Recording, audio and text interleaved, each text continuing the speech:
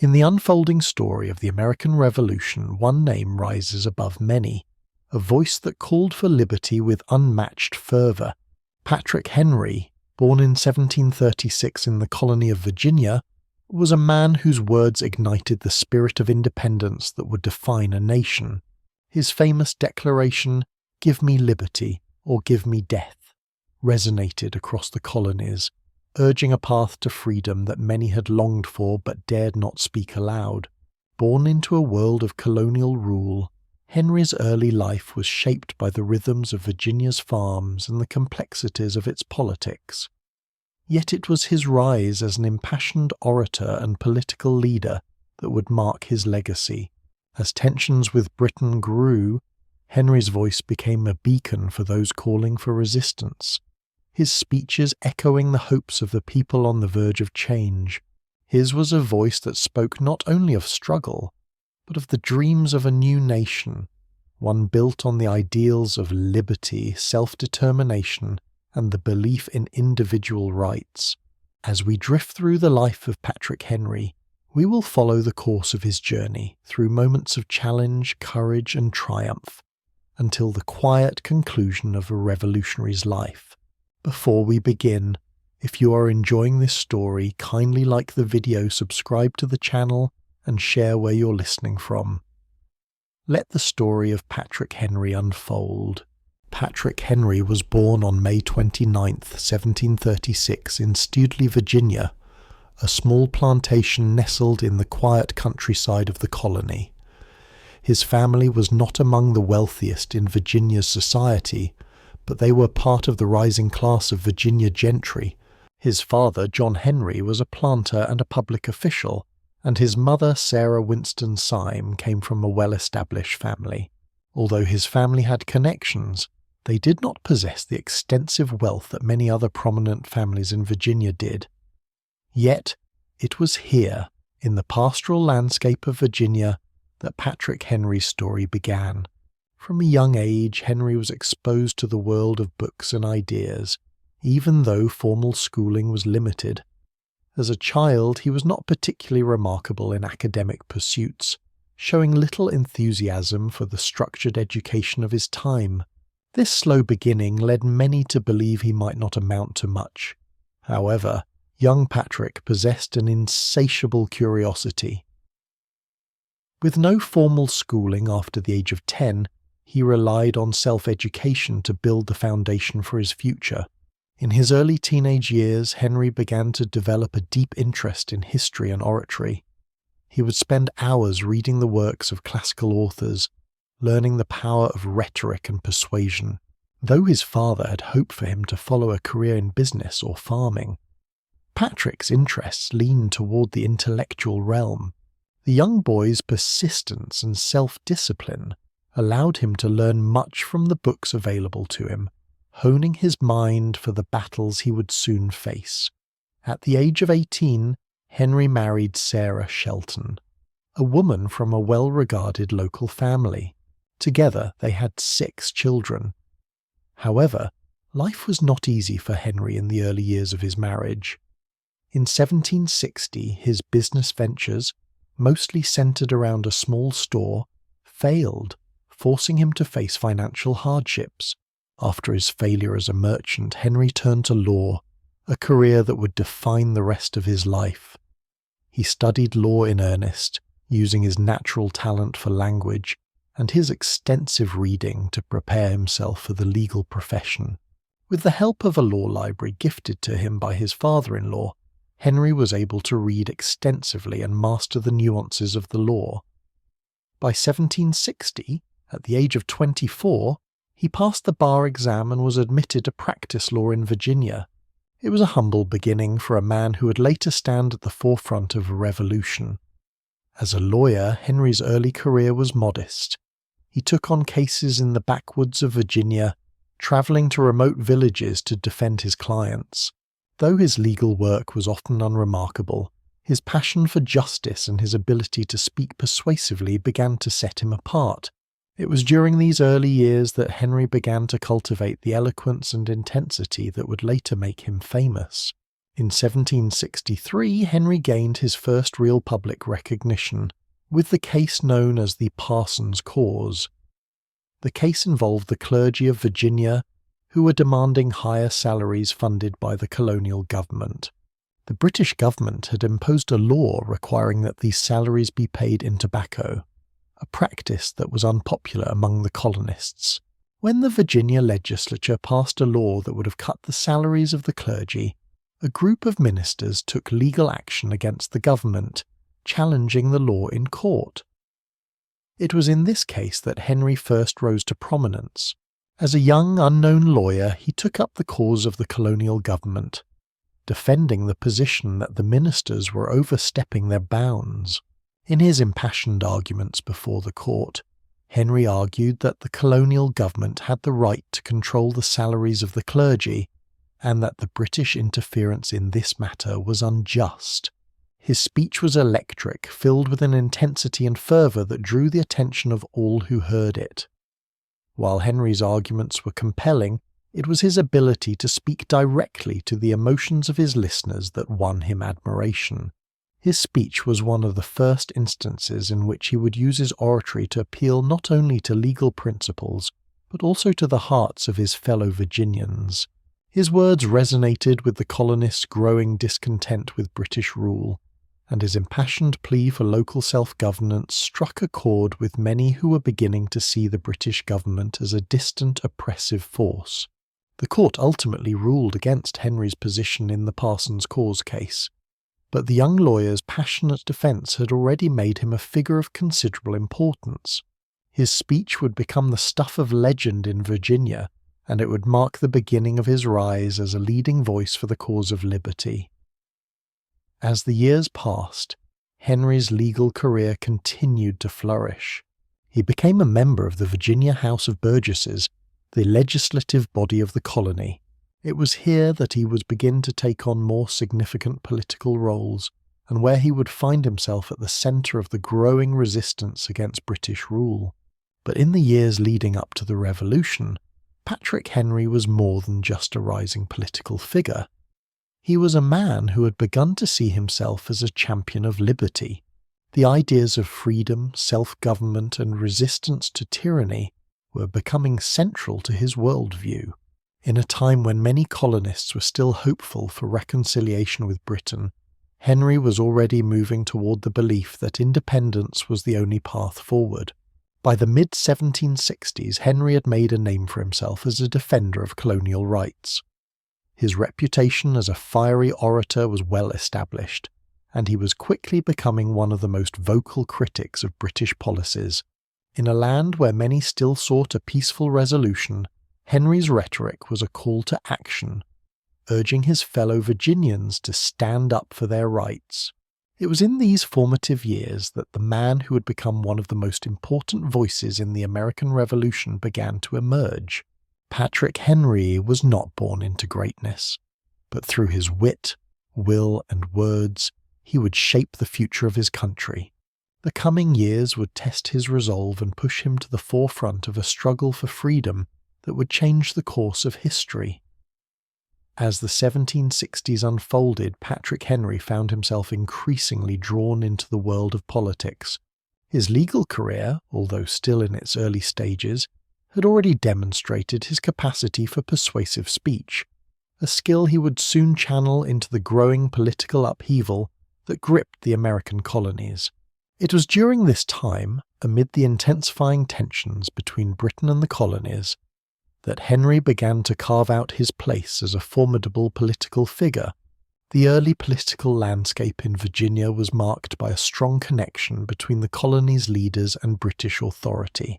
Many Virginia gentry remained loyal to the crown, believing that their best interests were served by maintaining ties to Britain. However, a growing number of colonists, inspired by the increasing economic burdens and the overreach of British law, began to question this relationship. Patrick Henry, ever sensitive to the needs of the common people and the injustices they suffered, soon found himself on the side of those calling for a more independent stance. It was in 1765, as the Stamp Act crisis swept through the colonies, that Henry's political career began in earnest. The Stamp Act, a piece of legislation passed by the British Parliament, imposed taxes on a wide range of printed materials, newspapers, legal documents, and even playing cards, much to the outrage of the colonists. Henry, now a member of the Virginia House of Burgesses, seized the opportunity to take a stand against this latest British imposition. Although Henry had only been a member of the House of Burgesses for a short time, he quickly made his presence felt. The Virginia legislature, which had long been a stronghold of loyalists, was slow to react to the Stamp Act. Many members hesitated to speak out against the British, fearing the consequences of such an act of defiance. But Henry, with his growing sense of purpose, stood firm. At the age of 29, he proposed a series of resolutions known as the Virginia Resolves, which declared that Virginians had the right to be taxed only by their own representatives, a direct challenge to the authority of the British Parliament. These resolutions were bold and defiant, asserting the rights of the colonies and setting a precedent for other colonies to follow. Henry's rhetoric was sharp and unapologetic, warning that the colonists would not stand idly by as their rights were stripped away. The Virginia Resolves ignited a firestorm of debate, but they also solidified Henry's reputation as a leader of the resistance. The Virginia Resolves were not universally accepted, even within the Virginia House of Burgesses. Many members, particularly those with close ties to Britain, opposed the resolutions. Nevertheless, Henry's fiery words left an indelible mark on the minds of those who heard them, and his call for action resonated far beyond the walls of the House. The Virginia Resolves were printed in newspapers across the colonies, inspiring similar resolutions in other assemblies and strengthening the sense of unity among the colonies. For the first time, Henry had made a national impact. Henry's growing prominence was not without consequence. His outspokenness against British policies made him a target of loyalists, and he soon found himself under increasing pressure. However, he remained steadfast in his commitment to colonial rights. He recognized that the struggle for liberty would not be won through passive acceptance but through bold action. His voice, once that of a young lawyer struggling to make a name for himself, was now one of the most important in the colonial resistance. In the years following the passage of the Stamp Act, Henry's political influence continued to grow. He became a member of the Virginia Committee of Correspondence, an organization designed to coordinate colonial responses to British actions. Through this committee, Henry worked to spread his message of resistance and to encourage other colonies to take a stand against British policies. His ability to rally people to his cause was unmatched, and his speeches continued to inspire those who were beginning to realize that the time for change had come. One of the most defining moments of Henry's early political career came in 1774, when he was elected to the First Continental Congress. At the time, the colonies were still reeling from the effects of the Intolerable Acts, a series of punitive measures imposed by Britain in response to the Boston Tea Party. These laws, which included the closing of Boston Harbor and the dissolution of Massachusetts' colonial government, were seen as an affront to the very principles of self-government that the colonies had long held dear. Henry, now firmly established as one of the leading voices of colonial resistance, arrived at the Continental Congress with a clear sense of purpose. He was determined to push for a unified response to the growing crisis. While many of the other delegates favoured diplomacy and reconciliation with Britain, Henry was adamant that the colonies could no longer afford to wait.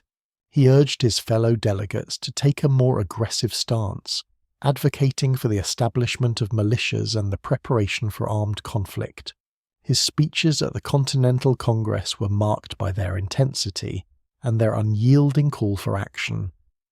It was during this time that Henry first began to truly embrace the notion of independence. While others were still debating the merits of remaining within the British Empire, Henry was already thinking about the long-term future of the colonies. His belief in the right to self-determination and the necessity of breaking free from British rule was unwavering. Henry saw the struggle for independence not as an act of rebellion but as a moral imperative, a fight for the fundamental rights of the American people. As tensions between the colonies and Britain continued to escalate, Henry's political journey took on even greater significance. His role in the Continental Congress, along with his leadership in Virginia, made him one of the most influential figures in the growing revolutionary movement. Yet despite his rising stature, he remained a man deeply committed to his vision of liberty, and he continued to advocate for a course of action that would lead the colonies toward independence. By the mid-1770s, tensions between the American colonies and the British Empire had reached a boiling point. The colonial grievances, long simmering under the surface, had come to a head. The British response to the colonial resistance, punitive laws, military presence, and an unyielding attitude, had only deepened the divide. It was in this volatile atmosphere that Patrick Henry's most famous words would be spoken, forever changing the course of American history. The year was 1775, and Virginia, like many other colonies, was preparing for the inevitable conflict that would soon erupt into the American Revolution. The British, under King George III, had not only refused to address the colony's complaints, but had also dispatched military forces to enforce British rule. In response, many colonists, including Henry, were calling for armed resistance to protect their rights and defend their homes. The spark for rebellion had been ignited by the battles of Lexington and Concord in April of 1775, where British forces clashed with colonial militias. The news of the battles spread quickly through the colonies, and for many it was clear that the time for negotiation had passed. A call to arms was imminent, and those who had long argued for reconciliation now faced the reality that war was unavoidable. It was during this critical moment that Patrick Henry was called upon to speak at the Virginia Convention in Richmond on March 23, 1775. The convention was a gathering of Virginia's most influential leaders who had come together to discuss the colony's response to the growing crisis. There were still voices within the convention advocating for diplomacy, for peace, and for a continued effort to resolve the situation without bloodshed. However, Henry, having witnessed the British government's refusal to negotiate, was determined to make the case that the colonies could no longer wait for change. With the air thick with tension, Henry took the floor. His speech was not just an appeal for resistance. It was a clarion call for action, one that would stir the hearts of all who heard it. Standing before the convention, he acknowledged the gravity of the situation, but made it clear that the time for negotiation had passed. The colonies, in his view, had done everything possible to avoid conflict, but the British had shown no willingness to listen or compromise. His words were a mixture of resolve and urgency, the intensity of his convictions echoing in every sentence. In his address, Henry famously declared, "Give me liberty or give me death." These words, charged with a sense of moral clarity and unshakable resolve, captured the essence of the colonial struggle.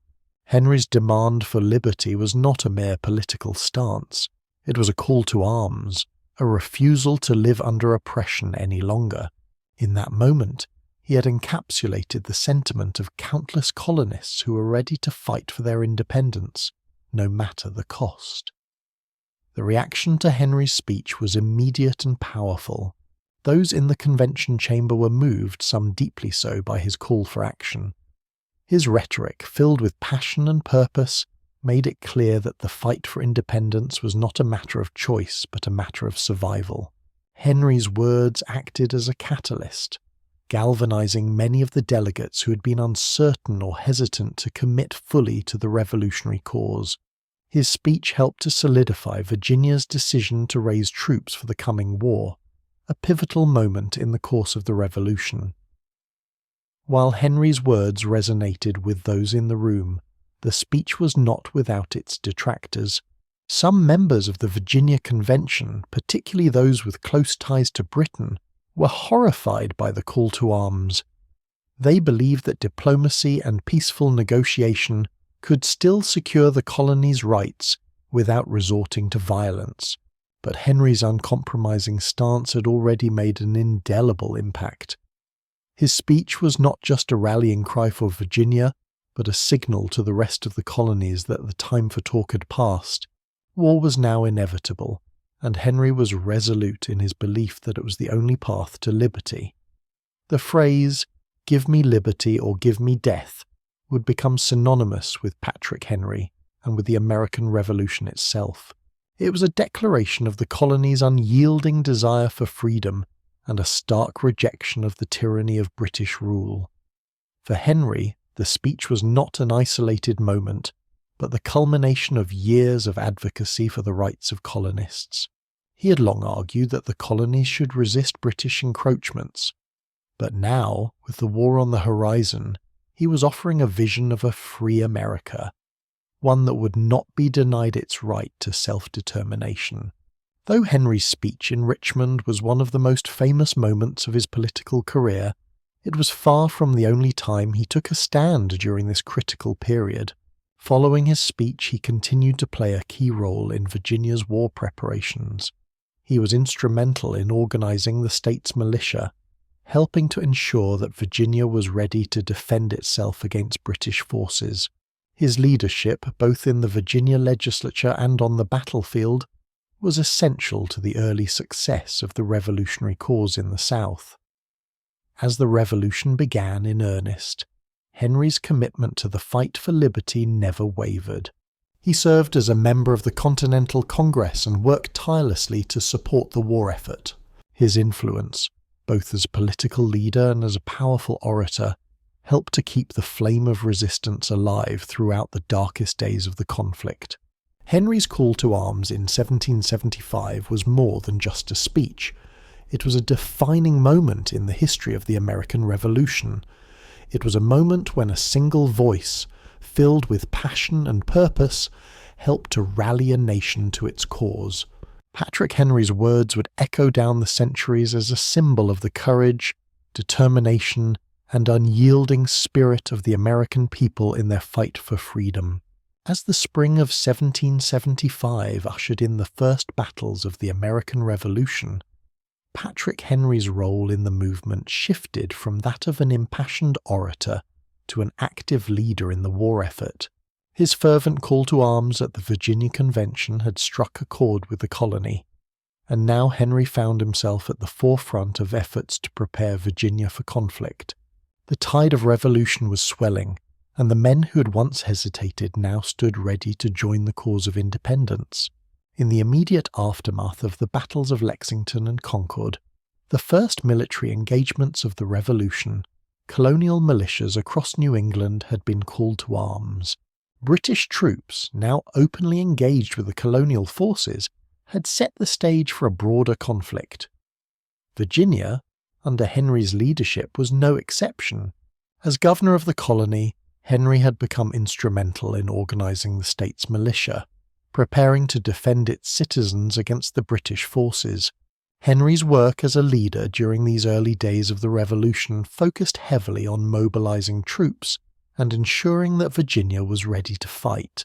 In addition to his military efforts, Henry was tasked with ensuring that the colony had the necessary provisions, supplies, and resources to sustain its forces. His leadership was not limited to rhetoric.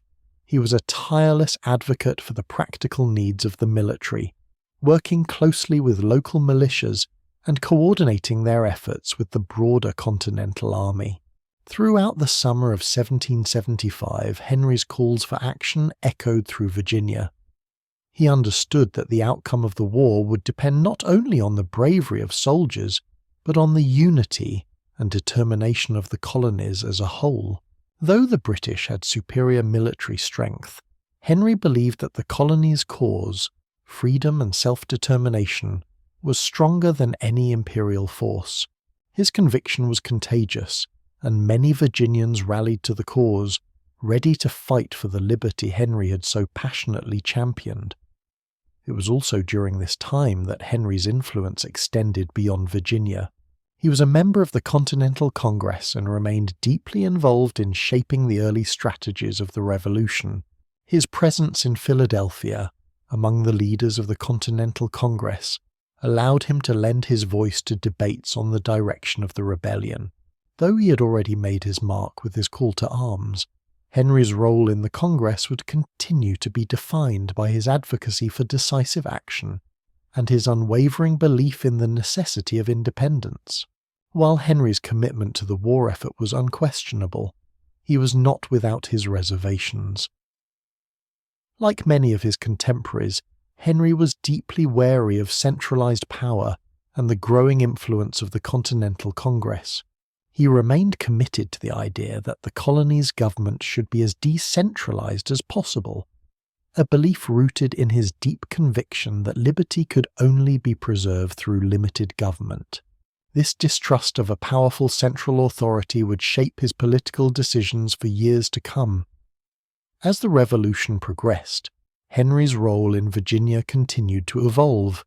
He was re-elected as governor in 1776, and he would serve 2 non-consecutive terms throughout the Revolution.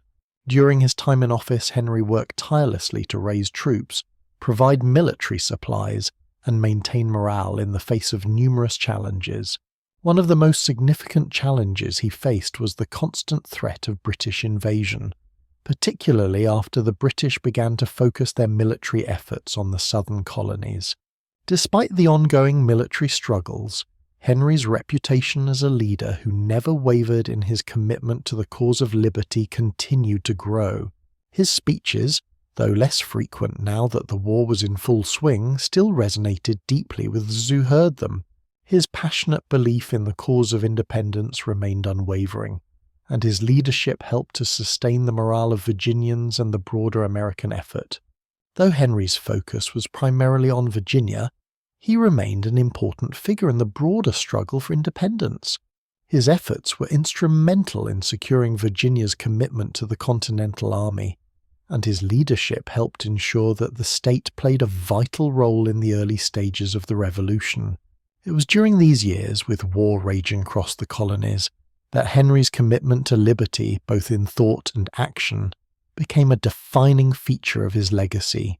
In 1777, as the war escalated and the stakes grew ever higher, Henry's leadership was again called upon. He worked closely with Thomas Jefferson and other prominent Virginians to support the war effort, often making difficult decisions that balanced the needs of the state with the broader goals of the Continental Congress. His work ensured that Virginia's resources and manpower were allocated in support of the fight for independence, and his influence remained a steady force behind the Revolution in the southern colonies. Though Henry's direct involvement in military strategy was limited, his ability to inspire and rally Virginians remained unparalleled.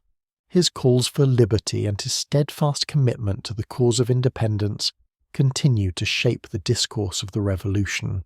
As the war wore on, Henry's reputation grew, and his name became synonymous with the ideals of the American Revolution. In the years following the war, Henry would come to be seen as one of the revolutionaries who helped to lay the foundation for the new nation. His leadership, particularly in the early days of the conflict, was instrumental in ensuring that Virginia remained committed to the fight for freedom. Though his time as governor was marked by challenges and struggles, his role in shaping the Revolution and his commitment to the cause of liberty ensured that he would always be remembered as one of the most important figures in the history of the United States. As the Revolutionary War raged across the American colonies, Patrick Henry's leadership was called upon again. His tireless dedication to the cause of independence had made him an essential figure in Virginia's wartime efforts. In 1776, the state of Virginia, faced with the uncertainty of war and the threat of British invasion, needed strong leadership. Patrick Henry, by then a prominent figure in the Revolution, was elected as the governor of Virginia, assuming the role at a pivotal moment in the conflict. At the time of his election, Henry was already a symbol of resistance to British oppression. His famous speech at the Virginia Convention in 1775 had inspired many to join the fight for independence, and his reputation as a fearless leader had only grown since then.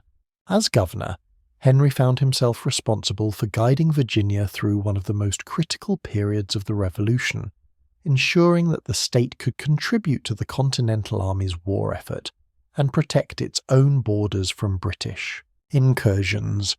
The challenges of being governor during a time of war were immense. Virginia was geographically significant in the conflict.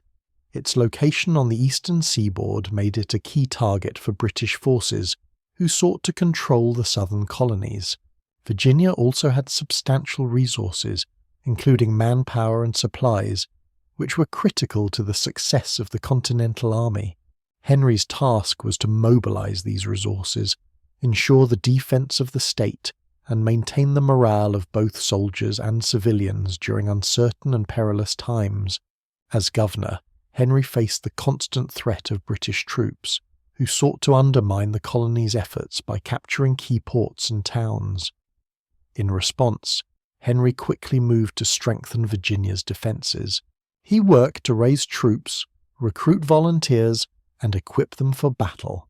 While Henry did not serve on the front lines himself, his leadership and organizational abilities were critical to ensuring that Virginia's military forces were prepared for the conflict. One of Henry's most significant challenges as governor came in 1779, when the British launched a series of raids on Virginia's coastline.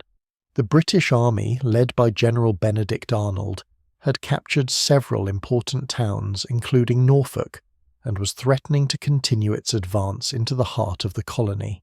The British also had the support of loyalist forces within Virginia, creating internal divisions that made it even harder to coordinate a unified defense. Despite these challenges, Henry remained resolute in his commitment to defending Virginia's sovereignty. In response to the British threat, Henry called for the mobilization of militia forces throughout the state. He sought to rally Virginians to the cause of defending their homes and community from British invasion. Although the British raids were a serious blow to Virginia, Henry's call for action helped to galvanize the population, and the militias were able to push back the British forces in several key engagements. His leadership helped preserve Virginia's autonomy during one of the most trying times of the Revolution. Henry also recognized the importance of securing support from the Continental Army. As governor, he communicated regularly with other leaders in the Revolution, including George Washington, ensuring that Virginia contributed its fair share of resources and soldiers to the broader effort. His commitment to the Continental cause was unwavering, and he worked tirelessly to maintain Virginia's role as a crucial player in the fight for independence. However, despite his success in defending Virginia, Henry's tenure as governor was not without its controversies. As a staunch believer in states' rights and a limited central government, he was often at odds with figures such as Thomas Jefferson, who favored a more centralized approach to governance. Henry's suspicion of strong federal power meant that he was wary of any attempts to undermine the autonomy of the states, even in the post-war years when the question of a new federal government was being debated. In fact, Henry's opposition to the new U.S. Constitution was one of the defining moments of his political career. He was deeply concerned that the proposed constitution would concentrate too much power in the hands of a central government, leaving the states vulnerable to federal overreach. Though Henry was a strong proponent of the ideals of the Revolution, his vision for the new nation was one that emphasized the primacy of state sovereignty and the protection of individual liberties. He feared that the Constitution, as it was proposed, would create a government too similar to the monarchy the colonies had fought to overthrow. In 1788, Henry was a key figure in Virginia's ratifying convention, where the question of whether to adopt the new constitution was debated. Henry, along with other anti-federalists, argued that the constitution lacked sufficient protections for individual rights. His objections were grounded in his belief that the document did not provide enough safeguards against the potential tyranny of a powerful federal government. While many of his arguments were persuasive, the Federalists ultimately succeeded in securing ratification, though their victory was tempered by the promise of a Bill of Rights, which Henry and others had demanded. Though he opposed the Constitution, Henry's influence on the direction of the new nation cannot be overstated. His unwavering commitment to individual liberty and his advocacy for a government that would remain accountable to the people were crucial in shaping the early debates about the structure of American government. While he did not get everything he wanted, Henry's efforts were instrumental in ensuring that the Bill of Rights was included in the new Constitution, providing vital protections for personal freedoms. Despite his opposition to the new Constitution, Henry's leadership during the Revolution and his time as governor of Virginia earned him a lasting place in American history. His tireless advocacy for the cause of independence, his ability to inspire others with his speeches, and his steadfast commitment to the defense of liberty made him one of the most important figures in the American Revolution. As governor, he navigated the complexities of war, diplomacy, and internal politics, ensuring that Virginia remained a key player in the struggle for American independence. As the American Revolution concluded and the fledgling nation began to take shape, the task of organizing a stable government loomed large. The newly formed United States needed a guiding framework, and in 1787 a constitutional convention was convened in Philadelphia to create a document that would form the foundation of the new government. However, Patrick Henry, who had been a key figure in the Revolution, found himself at odds with many of the delegates, particularly with the Federalists who were advocating for a strong central government. Henry's political philosophy was grounded in a deep mistrust of concentrated power. He believed that the best way to protect the liberties of individuals was to ensure that power remained close to the people, decentralized, and spread across the states. His experiences during the Revolution had solidified this belief, and he was determined that the new government would not repeat the mistakes of the British monarchy. Despite his reservations, Henry understood the need for a new system of government. Under the Articles of Confederation, the United States had struggled with weak central authority, which hindered the nation's ability to function effectively. However, he feared that the proposed constitution would create a government that was too strong and too distant from the people it was meant to serve. His suspicions were particularly focused on the lack of a Bill of Rights in the initial draft of the Constitution. Henry's objections were made clear when he became a vocal leader of the Anti-Federalists at Virginia's ratifying convention in 1788. The Anti-Federalists were a diverse group of individuals, including former revolutionaries and political leaders who believed that the proposed constitution would undermine the hard-won freedoms of the colonies. Henry, ever the passionate orator, took center stage during the debates, arguing that the Constitution, in its original form, granted too much power to the federal government and lacked essential protections for individual liberties. In his speeches, Henry warned his fellow Virginians that the new government could easily slip into tyranny if the rights of the people were not safeguarded. He argued that the Constitution's structure, particularly the broad powers granted to the executive and legislature, left too much room for abuse. He was particularly concerned about the absence of a Bill of Rights, which he believed was essential to protecting individual freedoms. Henry was adamant that the government's power should be explicitly limited, and that citizens needed constitutional guarantees that their rights would be protected from encroachment by the government. His opposition was not rooted in a rejection of the concept of federalism, but rather in his belief that the balance of power needed to be more carefully drawn.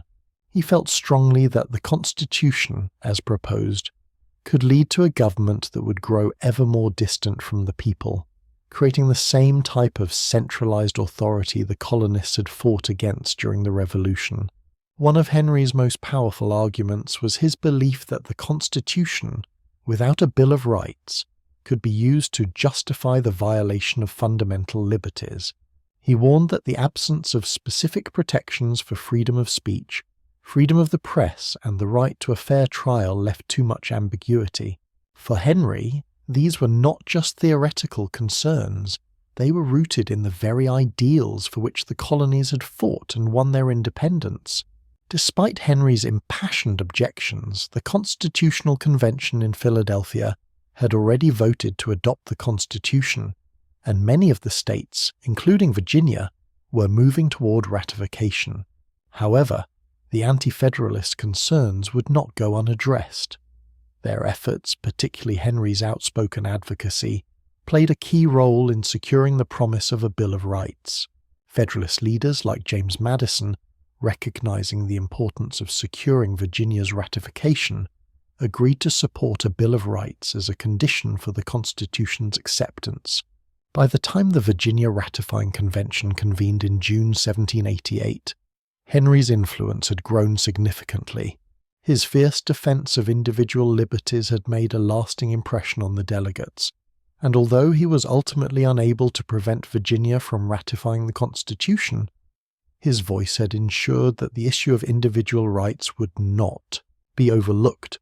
In the end, Henry's concerns about the lack of safeguards for personal freedoms led to a critical compromise: the promise to add a Bill of Rights to the Constitution. The Bill of Rights, introduced by James Madison in 1789 and ratified in 1791, contained 10 amendments that guaranteed fundamental rights, including freedom of speech, the right to a fair trial, and protection from cruel and unusual punishment. These amendments, which Henry and other anti-federalists had long demanded, ensured that the new federal government could not infringe upon the basic liberties of American citizens. The Bill of Rights would become a cornerstone of American political philosophy, preserving the rights of the people and limiting the powers of the federal government. Though Henry did not achieve all of his political goals, his role in shaping the early constitutional debates cannot be overstated. His commitment to individual liberty and his unwavering belief in the need for a system of government that would protect the rights of the people had a profound impact on the new nation. The Bill of Rights, in many ways, was a direct result of his advocacy and the work of others who shared his concerns. However, Henry's opposition to the Constitution did not end with the Bill of Rights. He continued to be wary of federal power, particularly as the new government began to take shape. In the years following the adoption of the Constitution, Henry remained a staunch advocate for states' rights, and his skepticism toward a powerful central government would continue to shape his political career. As the 1790s unfolded, Henry's role in national politics began to diminish. He had been a key figure in the early years of the Revolution, but now, as the country moved into a new phase of governance, his influence began to wane. Though he briefly considered a return to public office, including a run for president, Henry chose instead to retire from the political spotlight and return to his estate in Virginia. By the early 1790s, Patrick Henry, once a fiery orator and leader in the American Revolution, had retired from active political life. After his influential role in the debates over the U.S. Constitution and his support for the Bill of Rights, Henry felt that his work for the cause of liberty had been completed. The new nation was emerging, its government taking form under the Constitution, and the principles of the Revolution were in many ways secured by the Bill of Rights. For Henry, the time had come to step back and reflect on the tumultuous journey that had led him through the wars and struggles for American independence. After his final term as governor of Virginia, which ended in 1779, Henry had retired to his plantation, Red Hill, in Virginia's Piedmont region. The quiet of rural life, the company of his family, and the peaceful rhythms of farm life offered him the respite he had long sought. Though his time in office had been marked by the harsh realities of war and political struggle, now he could rest, taking comfort in the fact that the fight for independence had largely succeeded. Yet even in retirement, Henry's mind remained engaged with the questions of liberty and governance that had preoccupied him throughout his life. During his time away from politics, Henry did not remain entirely detached from public affairs. He continued to influence the political landscape, particularly within Virginia, where his name still carried considerable weight. His correspondence with other prominent figures, including Thomas Jefferson, James Madison, and John Adams, showed that he remained deeply interested in the country's direction. However, he chose to keep his involvement in national politics to a minimum, preferring to leave the leadership of the young nation to others. His conviction that the federal government should remain limited and that states' rights should be protected remained a constant undercurrent in his private thoughts, though he did not take part in the debates that would shape the nation's future. One of the notable aspects of Henry's later years was his refusal to seek further national office. Despite his popularity and his status as one of the founding figures of the nation, he turned down opportunities to serve again in leadership roles. In 1791, for example, Henry was offered a position in President George Washington's cabinet, but he declined the offer, preferring to remain out of the direct politics of the new federal government. Similarly, in 1796, when Washington retired from the presidency, Henry was again urged to seek the office, but he declined, choosing instead to remain in Virginia. His decision not to pursue higher office was driven by a desire for peace and a belief that the role of the president was not one he sought. Henry's legacy, however, continued to grow during his retirement. His reputation as one of the most vocal advocates for liberty and self-governance was cemented, and his speeches, particularly his "Give me liberty or give me death" address, were recited and remembered for generations. In Virginia, his influence was felt in the continued debates over the balance of power between state and federal authority. Henry's views on states' rights and the importance of limiting federal power would echo in the years to come, especially during the debates leading up to the Civil War.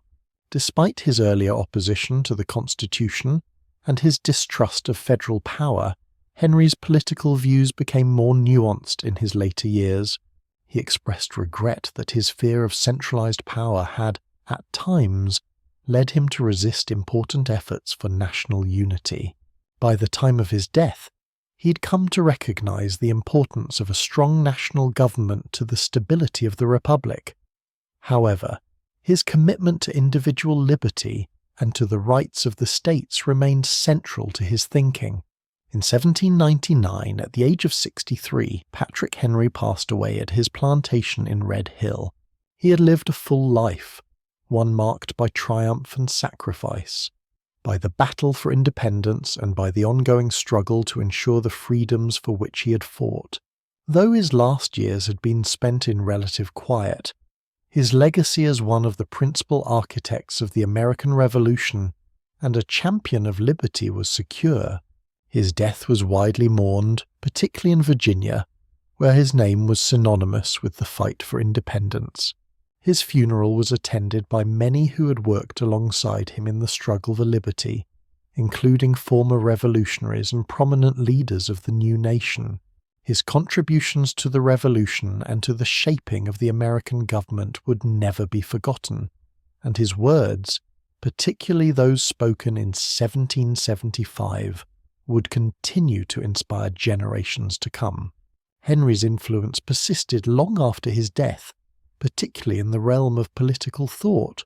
His steadfast belief in the importance of protecting individual freedoms, his advocacy for states' rights, and his distrust of centralized power continued to shape the American political landscape. His commitment to liberty, equality, and justice for all would endure in the hearts of those who followed in his footsteps. Following his death in 1799, Patrick Henry's memory lived on, and his legacy continued to shape the young United States. While he'd retired from the political scene and declined further involvement in national governance, his influence remained substantial. Henry was not only remembered as a revolutionary leader, but also as a symbol of resistance against tyranny and a fierce defender of liberty. His role in the fight for American independence, his leadership as governor of Virginia, and his vocal advocacy for states' rights ensured that his name would endure. In Virginia, where he had spent most of his life, Patrick Henry was hailed as one of the greatest sons of the state.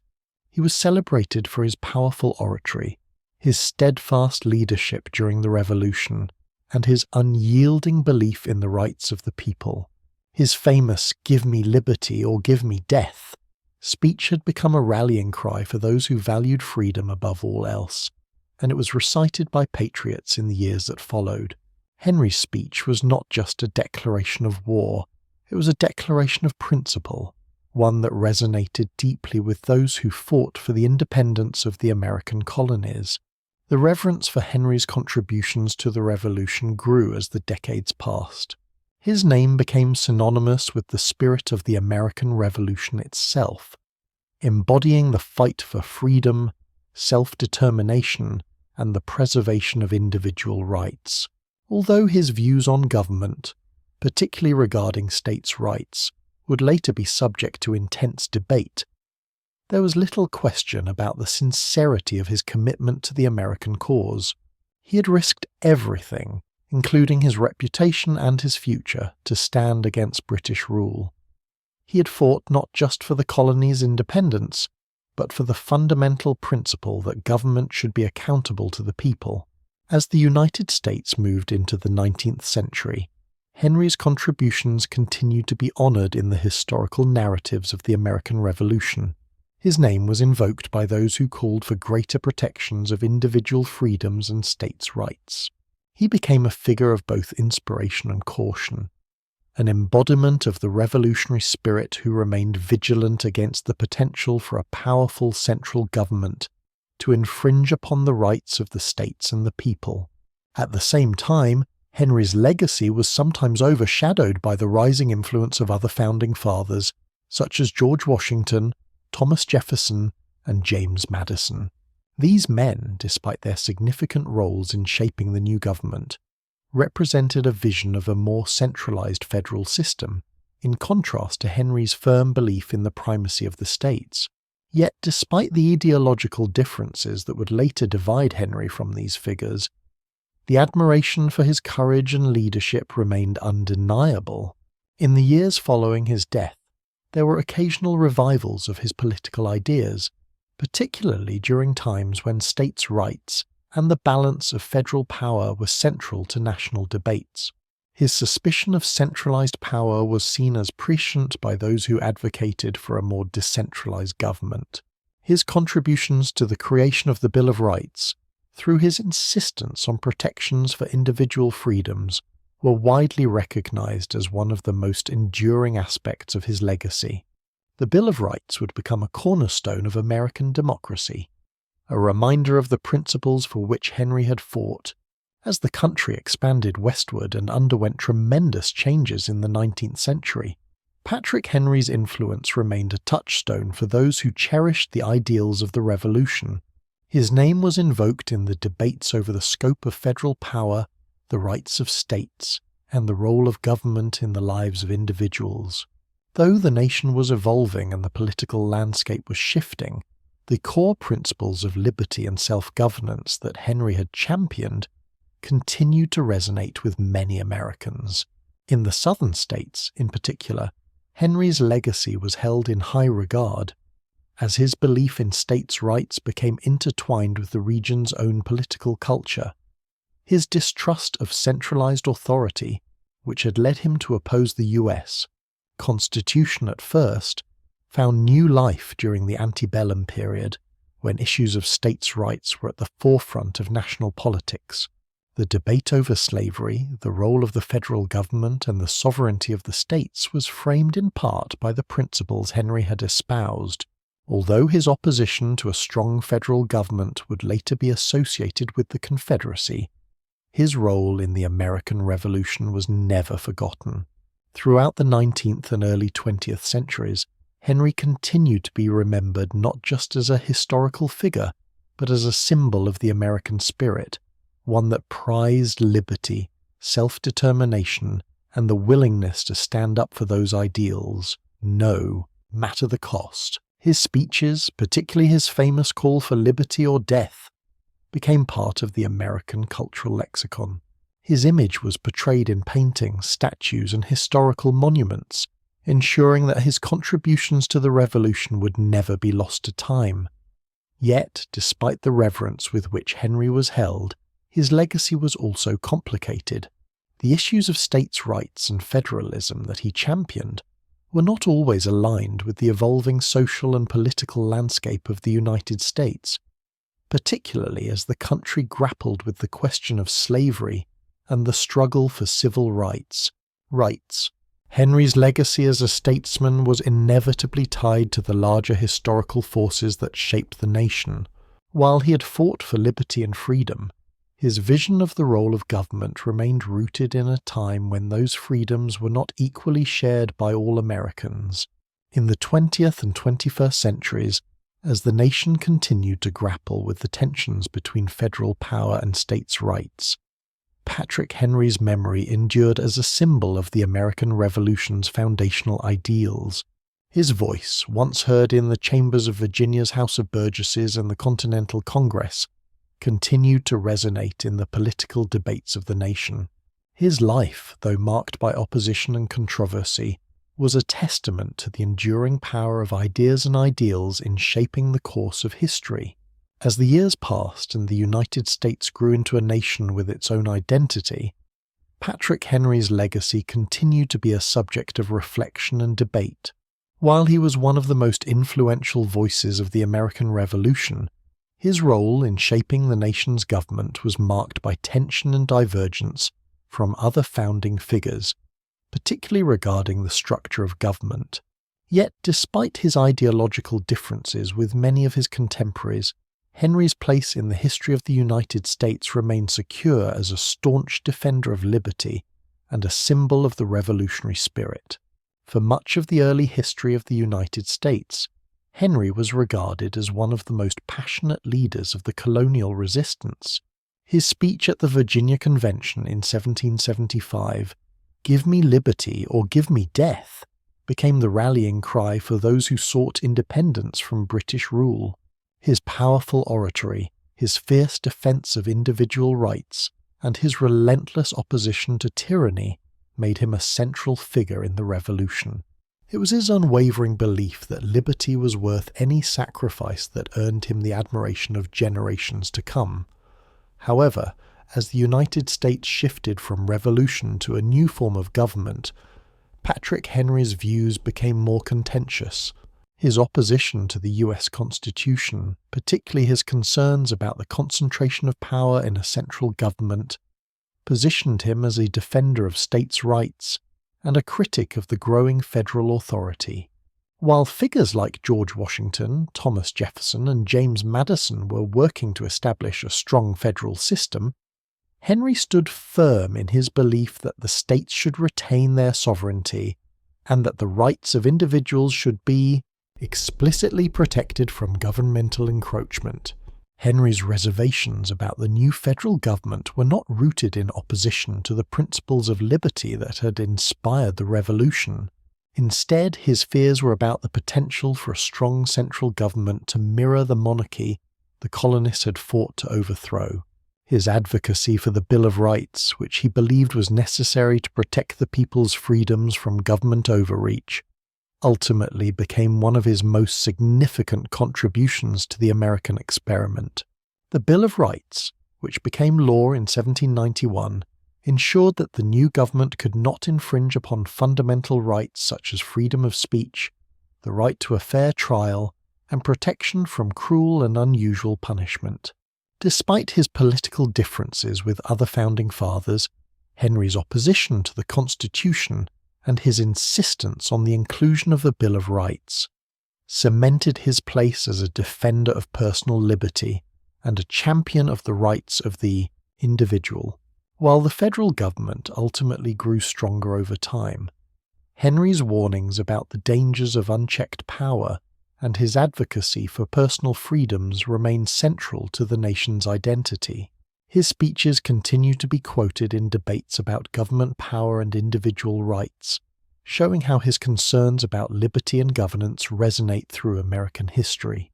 As the country moved through the 19th and 20th centuries, Henry's influence remained significant, particularly during periods of national crisis. The debates over slavery, states' rights, and federalism in the antebellum period echoed many of the issues Henry had raised.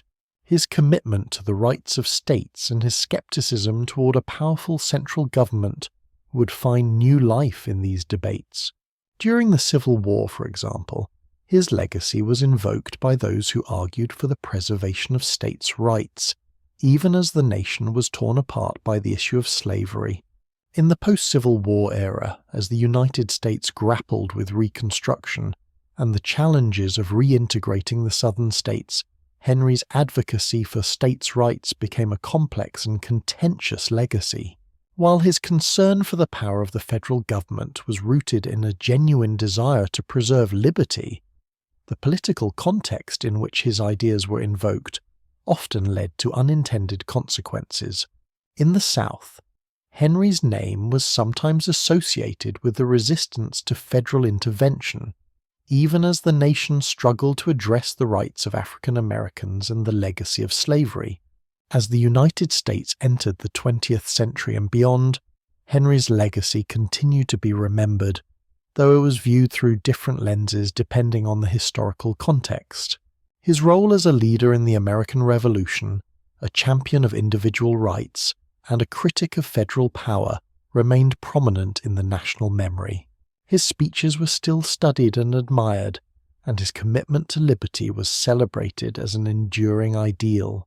Yet, in the years following the Civil War, as the federal government became more centralized and the nation grew in complexity, Patrick Henry's vision of a limited federal government found less traction.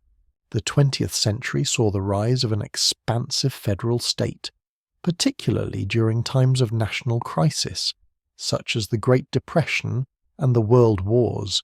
The New Deal, the Civil Rights Movement, and the expansion of the federal welfare state further shifted the balance of power between the states and the federal government. In this context, Henry's ideas about states' rights and the dangers of centralization often seemed less relevant to the political realities of the modern era. However, Henry's vision of liberty, individual rights, and resistance to governmental overreach continues to resonate in political debates today. His passionate defense of freedom and his belief in the importance of the people's voice in governance remain vital elements of the American political tradition. Whether invoked by those advocating for a limited government or by those defending the rights of the individual, Henry's legacy is a reminder of the ideals that helped shape the nation. While Patrick Henry was undoubtedly one of the most influential figures of the American Revolution, his vision for the new nation differed greatly from that of other key founding fathers. His steadfast belief in the primacy of state rights, his suspicion of centralized power, and his resistance to a strong federal government put him at odds with figures like George Washington, Thomas Jefferson, and James Madison. These leaders, while sharing many of the same revolutionary ideals, saw the structure of the new government very differently, and this ideological divide would shape the course of early American history. Henry's political philosophy was rooted in his belief that liberty could only be preserved if the people were closest to their government. He had witnessed firsthand the tyranny of a distant monarchy, and he was deeply wary of any system that might concentrate too much power in the hands of a few. For Henry, the most effective government was one that was decentralized, with power distributed among the states, each acting as a separate entity. He believed that a strong central government could easily slip into tyranny, just as the British monarchy had done, and he was determined to prevent this outcome. This view stood in stark contrast to that of figures like James Madison, who believed in a stronger federal system to ensure unity and stability across the states. Madison, along with others like Alexander Hamilton, advocated for a more centralized government to effectively manage the growing needs of the nation. They argued that the federal government needed the power to regulate commerce, raise an army, and address the economic challenges facing the country. Madison and Hamilton saw the need for a strong central government to maintain order and ensure the survival of the United States, which was still a fragile and new nation. Thomas Jefferson, too, while often aligned with Henry on the importance of agrarian values and the rights of the people, believed in a stronger central government than Henry was willing to accept. Jefferson, a man of compromise and principle, recognized the need for a functional government, but maintained a belief in the importance of state sovereignty. However, his views evolved over time. Jefferson, particularly after his presidency, would come to advocate for a balance of federal and state power, one that sought to preserve individual liberties while addressing the nation's needs. His vision, like that of Madison, often conflicted with Henry's. This ideological divide between Henry and the other founders was most pronounced during the debates surrounding the US Constitution. While Henry was a fierce opponent of the document, fearing it would centralize too much power, Madison and his allies worked tirelessly to persuade the states to adopt it. In Virginia's ratifying convention, Henry's impassioned speeches warning against the dangers of a strong central government made a lasting impact. He argued that the Constitution, without a Bill of Rights, could allow the federal government to trample upon the freedoms of the people, and that the states were best suited to guard those freedoms. Despite Henry's opposition to the Constitution, he recognized the need for a new framework of government. His ultimate concession, however, came in the form of his insistence on the inclusion of a Bill of Rights. Although he feared the potential for federal overreach, Henry understood that the new government needed to be structured in a way that protected the rights of the people. This demand for a Bill of Rights, though ultimately addressed by Madison and others in the creation of the first 10 amendments, left a lasting mark on Henry's legacy. The contrast between Henry and the other founding fathers highlights the complexities of the early American political landscape.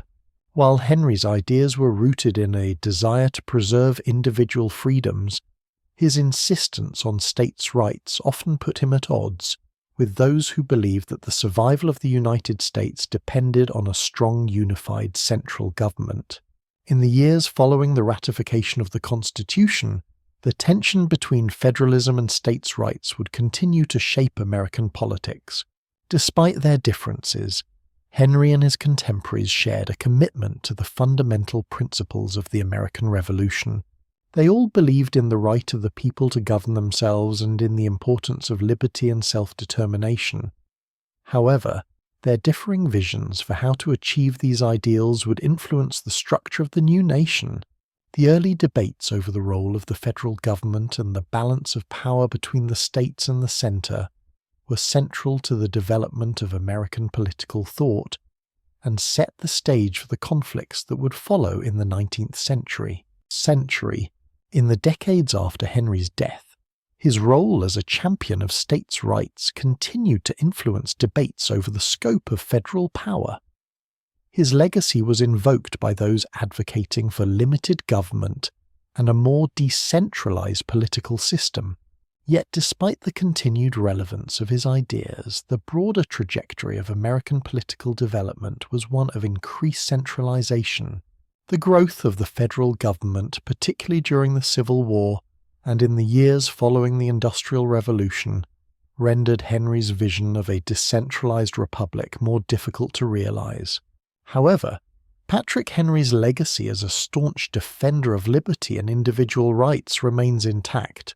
His contributions to the American Revolution, his role in advocating for the Bill of Rights, and his unwavering commitment to the cause of freedom left an indelible mark on the nation. His warnings about the dangers of centralized power continue to resonate in American political discourse today, particularly in debates over the role of government in the lives of citizens. As the United States moved further into the 19th century, the debates that Patrick Henry had participated in, particularly regarding the balance of power between state and federal governments, remained at the core of American political discourse. His vehement opposition to the centralization of authority in the federal government and his belief in the primacy of state sovereignty set the stage for one of the most enduring and divisive issues in U.S. history, the debate over federalism. In the decades following Henry's death, the growing strength of the federal government became a central theme in American politics. While the framers of the Constitution had sought to create a union, the tensions between states' rights and federal power remained unresolved. Over time, the federal government's authority expanded, particularly as the nation faced crises like the Civil War and the rise of industrialization. One of the most significant moments in the evolution of federalism came during the Civil War, when the conflict between the northern states and the southern states brought the issue of states' rights to the forefront. The southern states, including Virginia, invoke the principle of states' rights to justify their decision to secede from the Union. The Confederacy, led by Jefferson Davis, argued that the federal government had overstepped its bounds and that individual states had the right to determine their own laws and policies, including those related to slavery. Patrick Henry's legacy as a defender of states' rights was often cited by those in the South who opposed federal authority.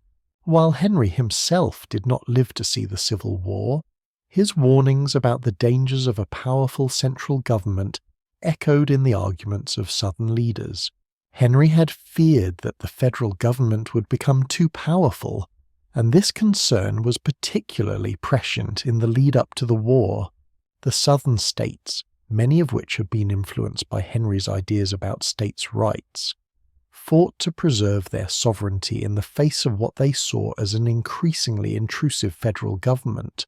However, the outcome of the Civil War fundamentally shifted the balance of power between the federal government and the states. The Union's victory resulted in the preservation of the United States as a single, indivisible nation, and it led to the expansion of federal authority. The federal government, having been strengthened during the war, asserted its power in the post-war years through Reconstruction policies, the establishment of a national economy, and the expansion of civil rights protections. Despite this, the debate over the scope of federal power did not end with the conclusion of the Civil War. In the years that followed, as the United States industrialized and became a global power, the role of the federal government in regulating business, labor, and commerce grew. The Progressive Era, which began in the late 19th century, saw the federal government take an active role in addressing social and economic issues. Henry's distrust of centralized authority was invoked by those who opposed the growing influence of the federal government in areas like labor rights, antitrust laws, and social welfare. In the 20th century, the expansion of the federal government reached new heights, particularly during the New Deal era under President Franklin D. Roosevelt. The federal government intervened in the economy on an unprecedented scale, establishing programs like Social Security, unemployment insurance, and public works projects aimed at addressing the effects of the Great Depression. The New Deal fundamentally reshaped the relationship between the federal government and the states, creating a larger role for the federal government in regulating the economy and providing for the welfare of the American people. The debates over the role of the federal government continued to evolve through the 20th century, especially during the Civil Rights Movement. Leaders like Martin Luther King Jr. and others sought federal intervention to secure equal rights for African Americans, especially in the South, where state governments had long maintained policies of segregation and discrimination. In this context, the federal government became an important force for social change, using its power to enforce civil rights protections and ensure that states complied with the Constitution. Despite the expanding power of the federal government, Patrick Henry's legacy as a staunch advocate for states' rights continued to resonate, particularly in the South. His belief that the centralization of power threatened the liberties of individuals remained a touchstone for those who were wary of government overreach. The debate between federal power and states' rights would continue to play a central role in American politics, from the civil rights battles of the 1960s to contemporary discussions about the size and scope of government. In recent years, the principles of federalism that Henry championed have resurfaced in political discourse, especially in debates about healthcare, gun rights, and the role of the federal government in regulating the economy. Many states, particularly those led by conservative governments, have resisted federal policies they view as overreaching, such as the Affordable Care Act and environmental regulations. The tension between state and federal authority remains a defining feature of American political life, and Henry's ideas about the dangers of centralized power continue to shape the conversation.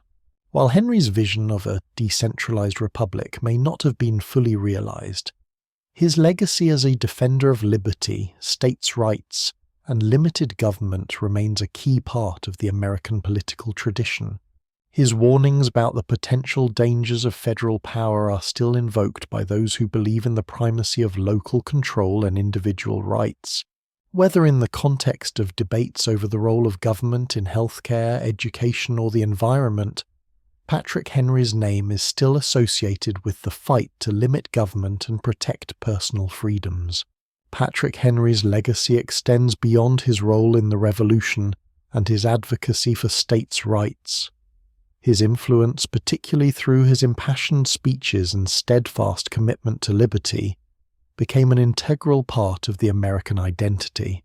As the United States navigated its early years and into its evolving future, Henry's vision of a government that prioritized individual freedoms and resisted the concentration of power played a crucial role in shaping how Americans viewed their country and their place within it. From the very beginning, Henry's rhetoric was rooted in the core principles that would come to define the American Revolution: freedom, self-determination, and resistance to oppression. His famous cry, "Give me liberty or give me death," embodied the essence of the Revolution, not just as a war for independence from Britain, but as a moral struggle to protect the natural rights of individuals against any form of tyranny, foreign or domestic. This sentiment became a part of the American ethos, reverberating through the generations that followed. In the years immediately following the Revolution, Henry's words and ideals were used as a rallying cry for the formation of a new, independent national identity. His speeches, particularly in moments of national crisis, were seen as the embodiment of the unwavering American spirit, one that prioritized liberty above all else. In Virginia and beyond, his words inspired individuals to recognize the importance of maintaining their rights and resisting the potential encroachments of any government. His speeches helped solidify the belief that the American people should not only be free from British rule, but should also actively work to preserve that freedom through vigilance against potential abuses of power.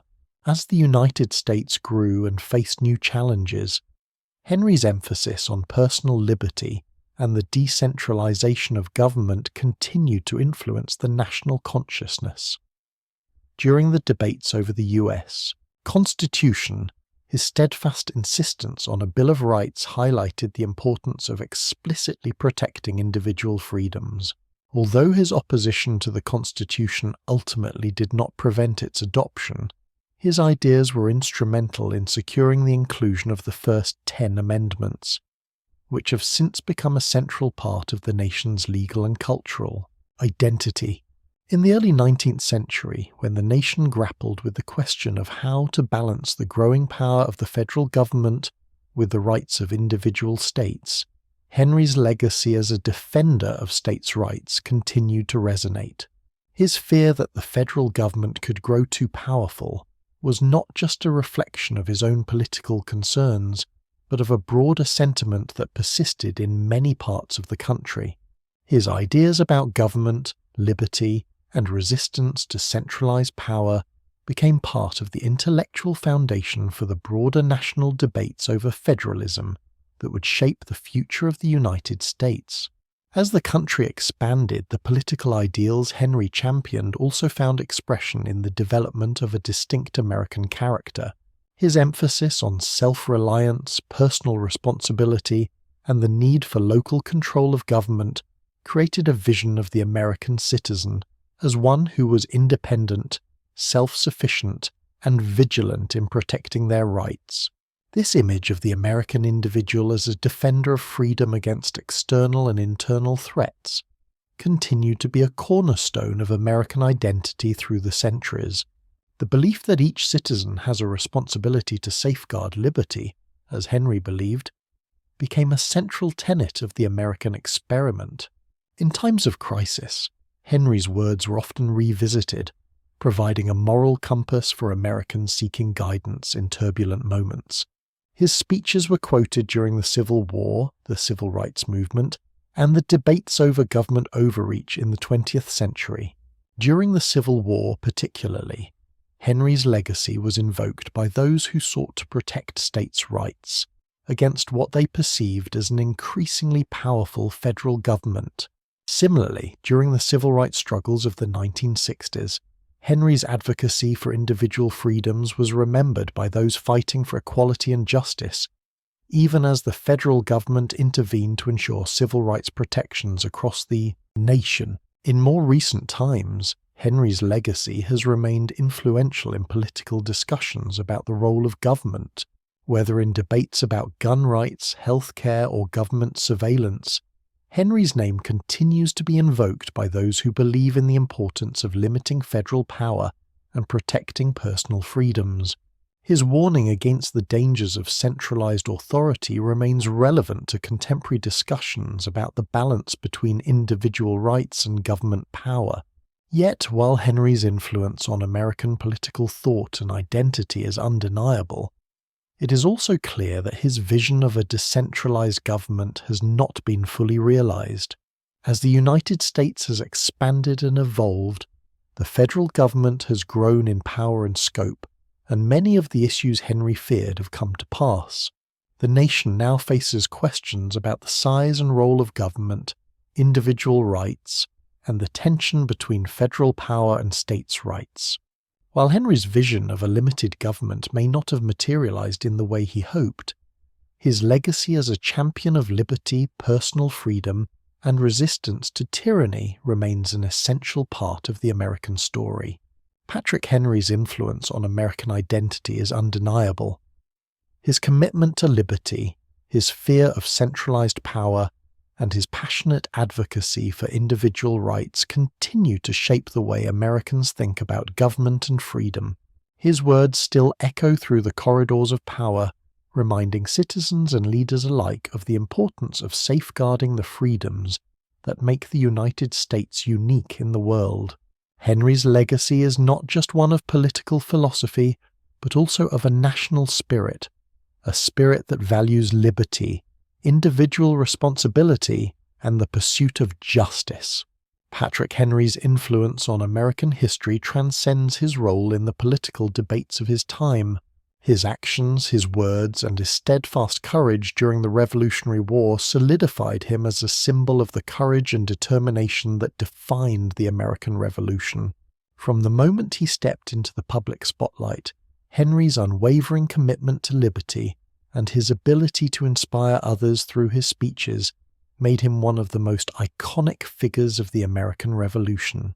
Henry's courage was not born of military might or battlefield victories, but of the moral conviction that he held steadfastly to in the face of great personal and political risk. His most famous words, spoken at the Virginia Convention in 1775, "Give me liberty or give me death," were not just a call to arms. They were a testament to his unshakable belief that freedom was worth any sacrifice.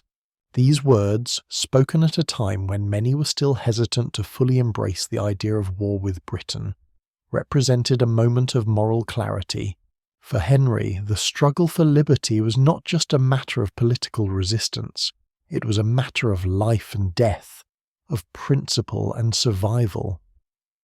The courage Henry displayed in his speech in Richmond was not limited to the public arena. He had long understood that the fight for American independence was not just about military action, but also about the willingness to stand against seemingly insurmountable odds. When he spoke out against British oppression, Henry was taking a personal risk, as any outspoken critic of the British Crown could have faced arrest or worse. Yet, despite the risks, Henry remained unyielding in his resolve. He understood that the path to liberty required action, sacrifice, and a willingness to face the consequences head-on. His speech, delivered before the Virginia Convention, echoed with the conviction of a man who believed that liberty was not just a political ideal, but a sacred right that needed to be defended at all costs. In addition to his courage in the public sphere, Henry's leadership during the Revolution was marked by his ability to rally others to the cause. When the Virginia militia was mobilized, Henry did not simply issue orders from afar. He took a personal interest in the training and preparation of soldiers, working closely with those who were willing to fight for their country's independence. His efforts to raise troops and maintain morale during difficult times were instrumental in Virginia's commitment to the fight. His leadership was both strategic and inspirational, and he played a critical role in ensuring that Virginia remained steadfast in its support of the Continental Army. Henry's courage was also evident in the way he navigated the complex political landscape of the Revolution. While many leaders, including Thomas Jefferson and George Washington, were focused on the practical aspects of governance, Henry's focus remained firmly on the moral principles of the Revolution. He was unwavering in his belief that the new government should protect individual liberties, and that those liberties could only be secured through active resistance to tyranny. This moral clarity made him one of the most powerful voices of the Revolution, as he inspired countless others to stand up for their rights and fight for the future of the nation. Despite his intense commitment to the Revolution, Henry's courage did not mean that he was blind to the complexities of the new government that was emerging. His opposition to the U.S. Constitution and his demand for a Bill of Rights were born out of the same moral convictions that had driven him to speak out against British rule. Henry was deeply concerned that the new government might replicate the abuses of power he had fought so hard to overcome.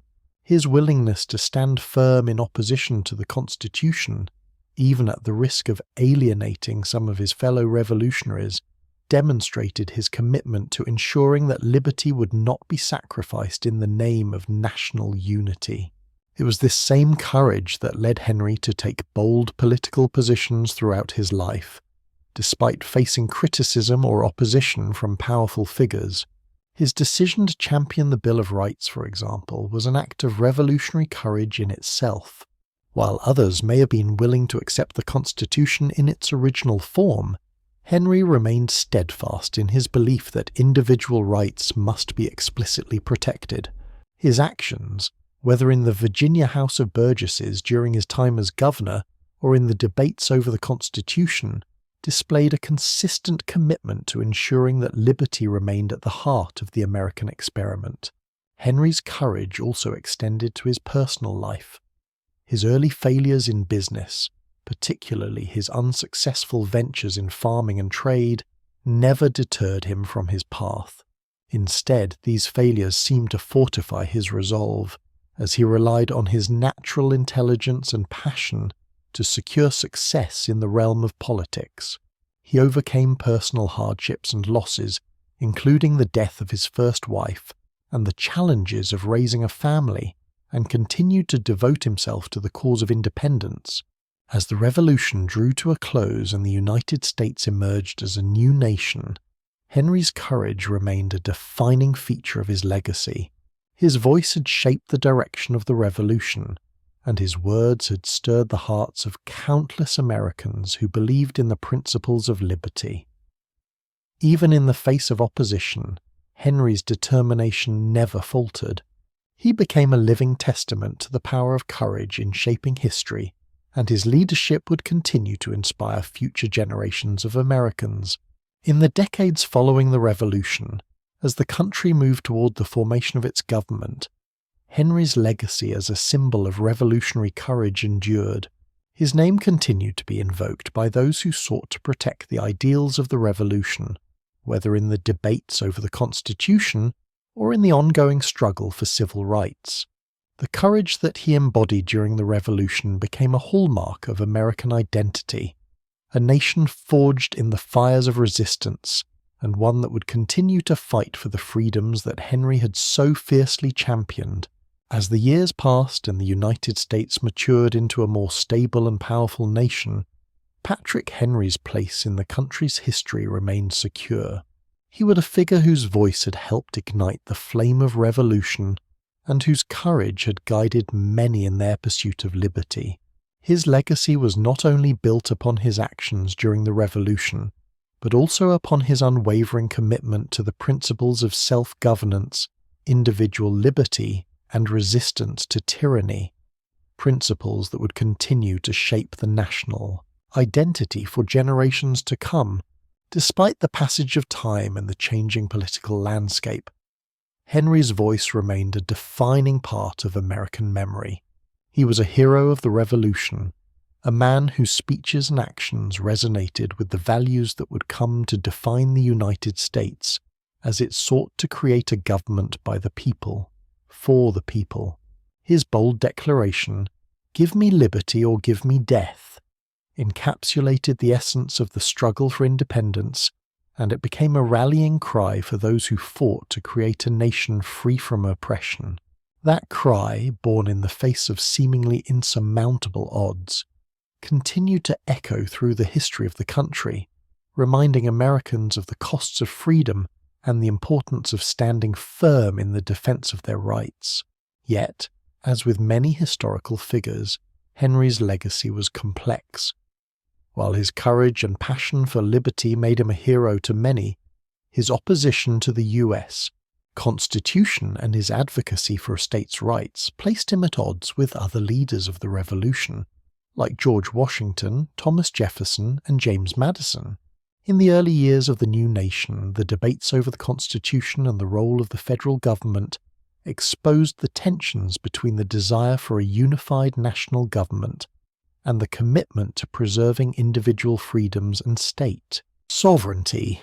Henry's concerns about the potential for federal overreach were not unfounded, and his insistence on a Bill of Rights ultimately led to the creation of the first 10 amendments to the Constitution. One of his most significant contributions to the nation, his steadfast belief in the importance of individual liberty and his demand for explicit protections of those liberties, ensured that the ideals of the Revolution would be codified in the new system of government. In this way, his legacy lived on, not just in the history books, but in the very framework that would guide the United States as it continued to evolve. However, in the years following Henry's death, his views on federalism were sometimes used in ways that he might not have intended. His strong advocacy for states' rights would be revisited during the antebellum period and even the Civil War, when the question of the proper balance of power between the states and the federal government became a divisive issue.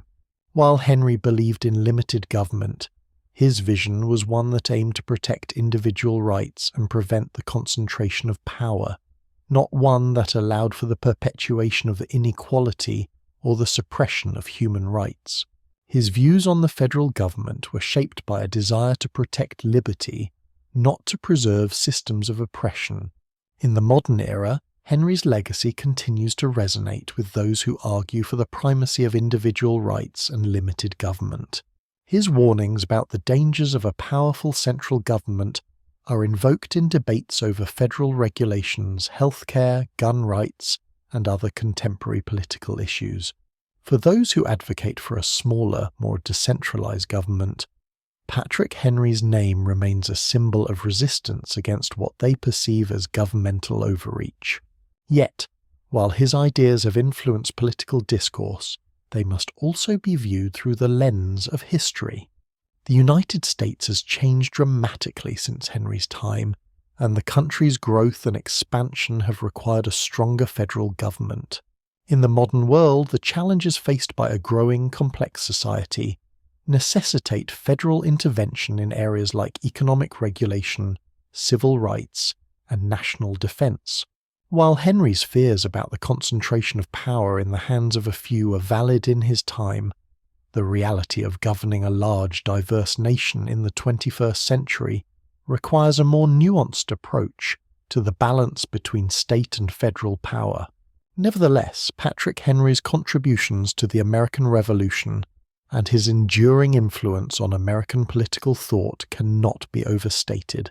He was a man who stood firm in his belief that liberty must be defended at all costs, and his willingness to speak out in defense of that liberty made him one of the most important figures of his era. His legacy is one of courage, conviction, and commitment to the principles of freedom and self-determination. His words and his actions helped to shape the identity of the United States, and they continue to inspire those who believe in the importance of protecting individual rights. Henry's life and work serve as a reminder of the costs of freedom and the responsibilities that come with it. The revolution he helped lead was not just about breaking free from British rule. It was about establishing a nation where the rights of individuals would be protected and where the government would be held accountable to the people. That vision has endured, and while the nation has faced many challenges, the ideals of liberty and self-governance that Henry championed remain a cornerstone of the American experiment. As we reflect on the life and legacy of Patrick Henry, we see not just a hero of the Revolution, but a man who understood that the fight for liberty was never truly over. His courage, his unwavering belief in individual freedom, and his commitment to standing up for what was right continue to inspire those who seek to defend the values that the United States was built upon. Henry's legacy lives on, not just in the history of the nation, but in the hearts of those who continue to fight for liberty and justice. Patrick Henry's leadership was a defining characteristic of his legacy. His courage, eloquence, and unwavering commitment to liberty made him a figure of great influence, not just during the American Revolution, but in the shaping of the nation's early political thought. While Henry's leadership was not marked by military victories or high-ranking government positions after the Revolution, his role as an intellectual and moral leader was just as crucial to the success of the American cause. Henry's leadership was grounded in his deep belief in the moral principles of the Revolution. He did not lead through force of arms or through political maneuvering in the same way that some of his contemporaries, like George Washington or Thomas Jefferson, did. Instead, his power came from his ability to articulate the cause of liberty in ways that stirred the hearts and minds of those around him.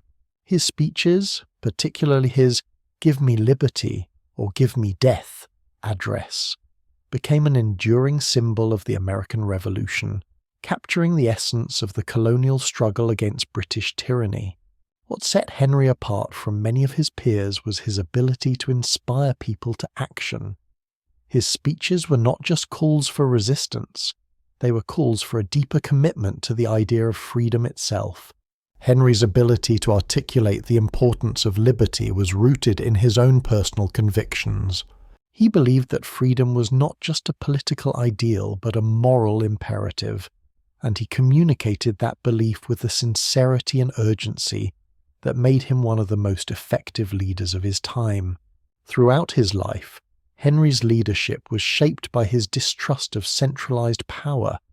He had witnessed the abuses of British rule, and he was determined to prevent the formation of a government that would replicate those same injustices. His opposition to the US Constitution, though often criticized, was based on this fundamental belief in the dangers of a powerful central government.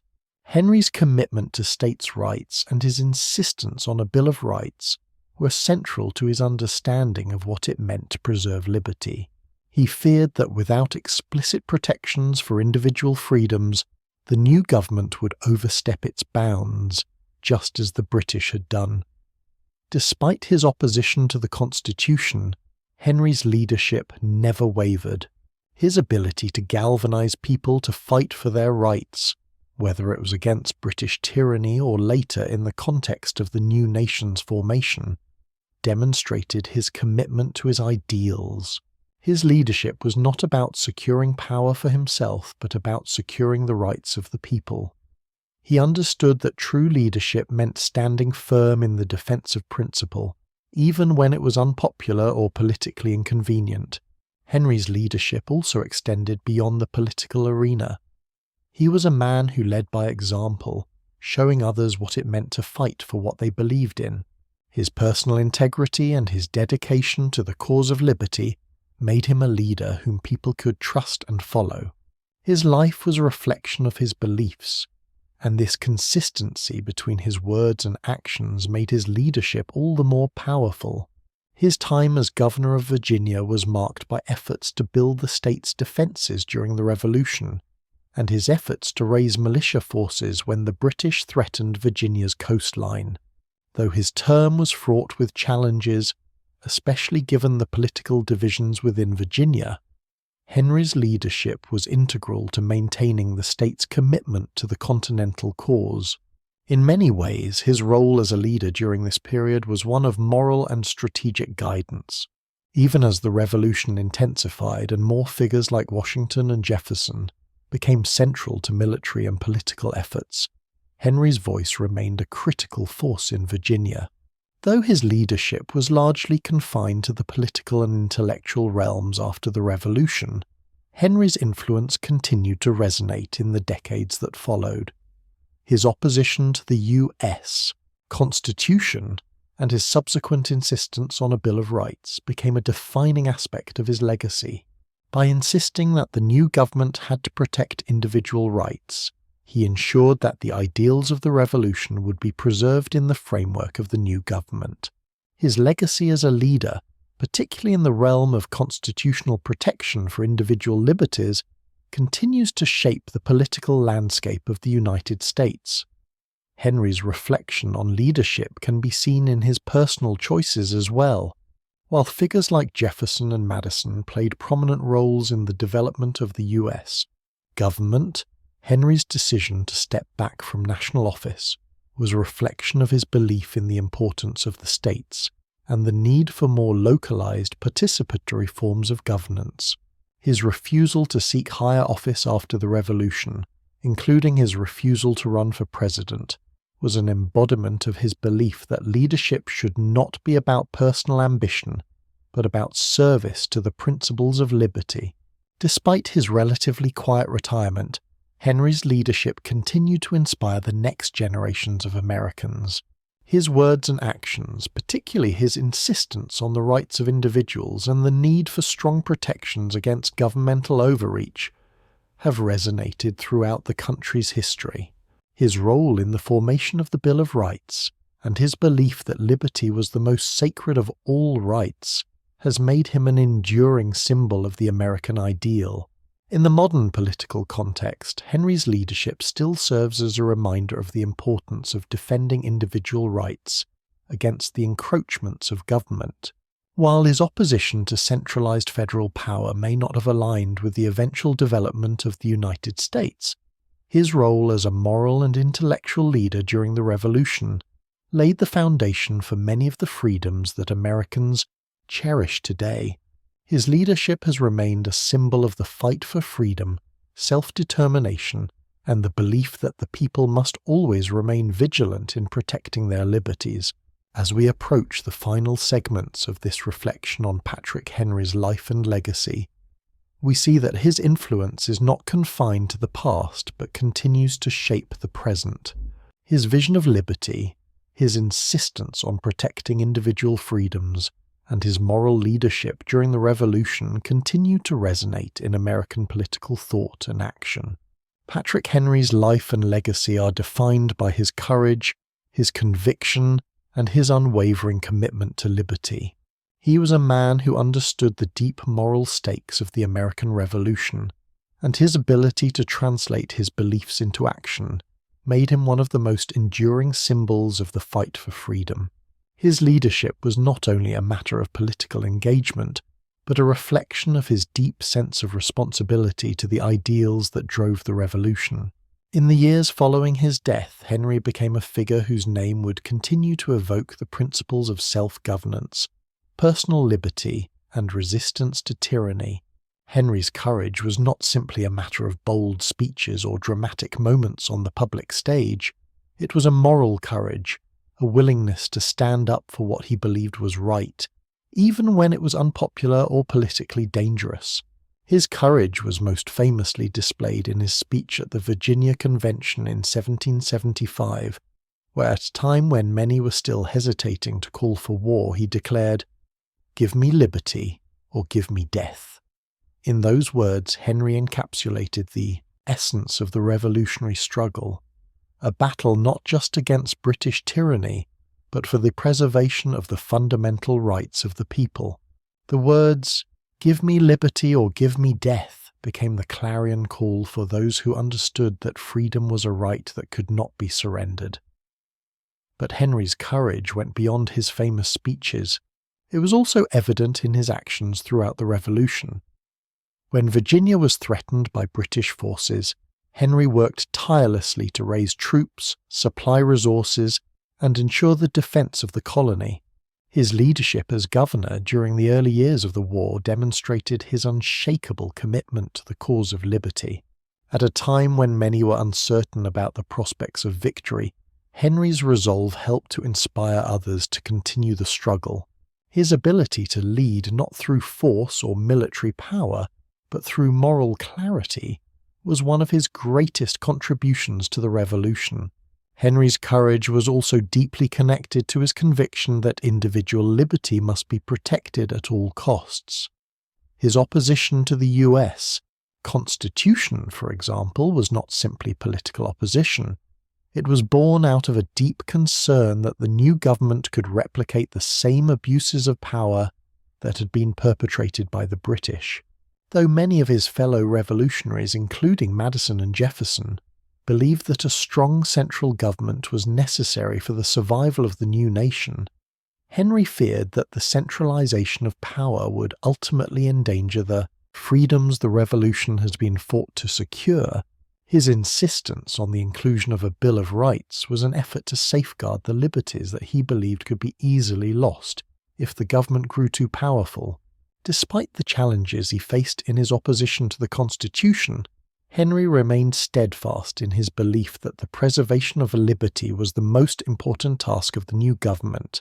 His courage in standing up for his principles, even when they placed him at odds with some of his closest allies, is a testament to his commitment to the cause of freedom. His leadership was not about securing political power or advancing his personal interests. It was about ensuring that the principles of liberty and self-governance were enshrined in the new nation. Beyond his political courage, Henry's conviction about the importance of moral leadership shaped how he approached his personal and public life. He understood that leadership was not simply about making decisions or managing affairs. It was about embodying the principles one sought to uphold. His personal integrity was at the heart of his leadership, and it was this integrity that allowed him to inspire trust in others. Henry's leadership was not based on the conventional mechanisms of political power, but on the strength of his character and his unwavering commitment to his values. Though Henry did not live to see the full fruition of his political vision, his life and work continue to resonate with those who believe that liberty, individual rights, and self-governance are worth protecting. His legacy as a symbol of courage and conviction is not confined to the past but remains alive in the ongoing struggle to preserve the freedoms that he championed. From his role in the Revolution to his advocacy for the Bill of Rights, Henry's legacy as a defender of liberty and justice has shaped the moral framework of the United States. As America continues to grapple with questions about the balance between federal power and individual rights, Henry's voice remains a potent reminder of the ideals upon which the nation was founded. His moral clarity, his refusal to accept compromise when it came to liberty, and his ability to inspire others to fight for the cause of freedom remain central to American political thought. While the nation's political system has evolved and changed over time, Henry's legacy as a revolutionary hero and a defender of individual liberty continues to inspire Americans today. Patrick Henry's courage and conviction serve as a guiding light for those who believe that the preservation of liberty requires constant vigilance. His life is a reminder that true leadership is not about seeking power for its own sake, but about standing firm for what is right, no matter the cost. As we reflect on his legacy, we see not just the actions of a historical figure, but the enduring principles that continue to shape the American experience. In his commitment to freedom and justice, Henry remains a symbol of the courage and conviction that is at the heart of the American spirit. Patrick Henry's vision of liberty was one that was rooted deeply in the ideals of the American Revolution. It was a vision that placed individual rights and the protection of those rights at the very heart of the new nation. Henry did not merely see the Revolution as a political struggle for independence from Britain. For him, it was a moral and philosophical battle, a battle for the fundamental freedoms of the individual, for the idea that government exists to protect those freedoms, not to infringe upon them. His early life, marked by a sense of dissatisfaction with British rule, prepared him to be an impassioned voice for liberty. From the moment he entered public life, Henry made it clear that he would not tolerate the oppression of his fellow colonists. His speech in the Virginia House of Burgesses, which culminated in the famous declaration, "Give me liberty or give me death," was not just a rallying cry for armed rebellion against Britain. It was a declaration of principle, a statement that liberty, the right of individuals to govern themselves, was not negotiable. What set Henry apart from many of his contemporaries was his ability to articulate the moral urgency of the cause. He spoke not just to the practicalities of war or the need for political independence, but to the deep inalienable right of individuals to live free from tyranny. This was a vision of liberty that was rooted in Enlightenment ideals, but it also reflected a deep sense of moral clarity. Liberty was the natural state of human beings, and any government that sought to suppress it was unjust. Henry's vision extended beyond the immediate goals of the Revolution. While his famous speeches ignited the call to arms, his long-term concerns were about the preservation of liberty in the post-revolutionary era. He feared that the very government created to protect the new nation's freedoms could, over time, become a tool of oppression. This fear led to his resistance to the US Constitution, particularly in its original form. Henry was deeply concerned that the Constitution, without a Bill of Rights, could lead to the creation of a government that would be just as tyrannical as the British monarchy had been. His insistence on the inclusion of a Bill of Rights was born from the conviction that liberty could only be secured through explicit legal protections. His advocacy for the Bill of Rights was one of his most enduring contributions to American liberty. While others in the nascent government were focused on establishing the framework for national governance, Henry's voice insisted that the new system must always prioritize the protection of the individual. Without these safeguards, he believed, the new government might mirror the abuses of the past, consolidating too much power in the hands of a central authority. The Bill of Rights, which enshrined protections for individual freedoms such as speech, religion, and due process, ultimately became a defining achievement of the early American political system. For Henry, liberty was not just an abstract concept, it was something tangible and deeply personal. His life was a testament to the lengths to which he was willing to go to protect it. In his speeches and in his actions, he demonstrated that liberty is fragile, that it requires constant vigilance, and that it must be defended with moral clarity. While he may have disagreed with other founding figures on how best to preserve liberty in the framework of government, his focus on the importance of protecting the people's rights has left a lasting imprint on the nation. Henry's vision of liberty also placed a great deal of emphasis on the idea that government should serve the people, not the other way around. He recognized that while governments were necessary for the organization of society, they were also inherently flawed institutions. Power, he believed, should never be concentrated in the hands of a few, but should always be decentralized so that it remained close to the people. This belief in decentralized power is what made Henry a staunch advocate for states' rights. and it is this vision of governance that continued to shape American political thought in the years following the Revolution. In the aftermath of the war, when the new nation was in its infancy, Henry's views on liberty became a touchstone for many who were concerned about the power of the federal government. While the country was trying to find its footing in a new political landscape, Henry's warnings about the potential dangers of centralized power remained relevant. His conviction that the government's primary role was to protect the rights of the individual resonated with many Americans who feared the overreach of federal power.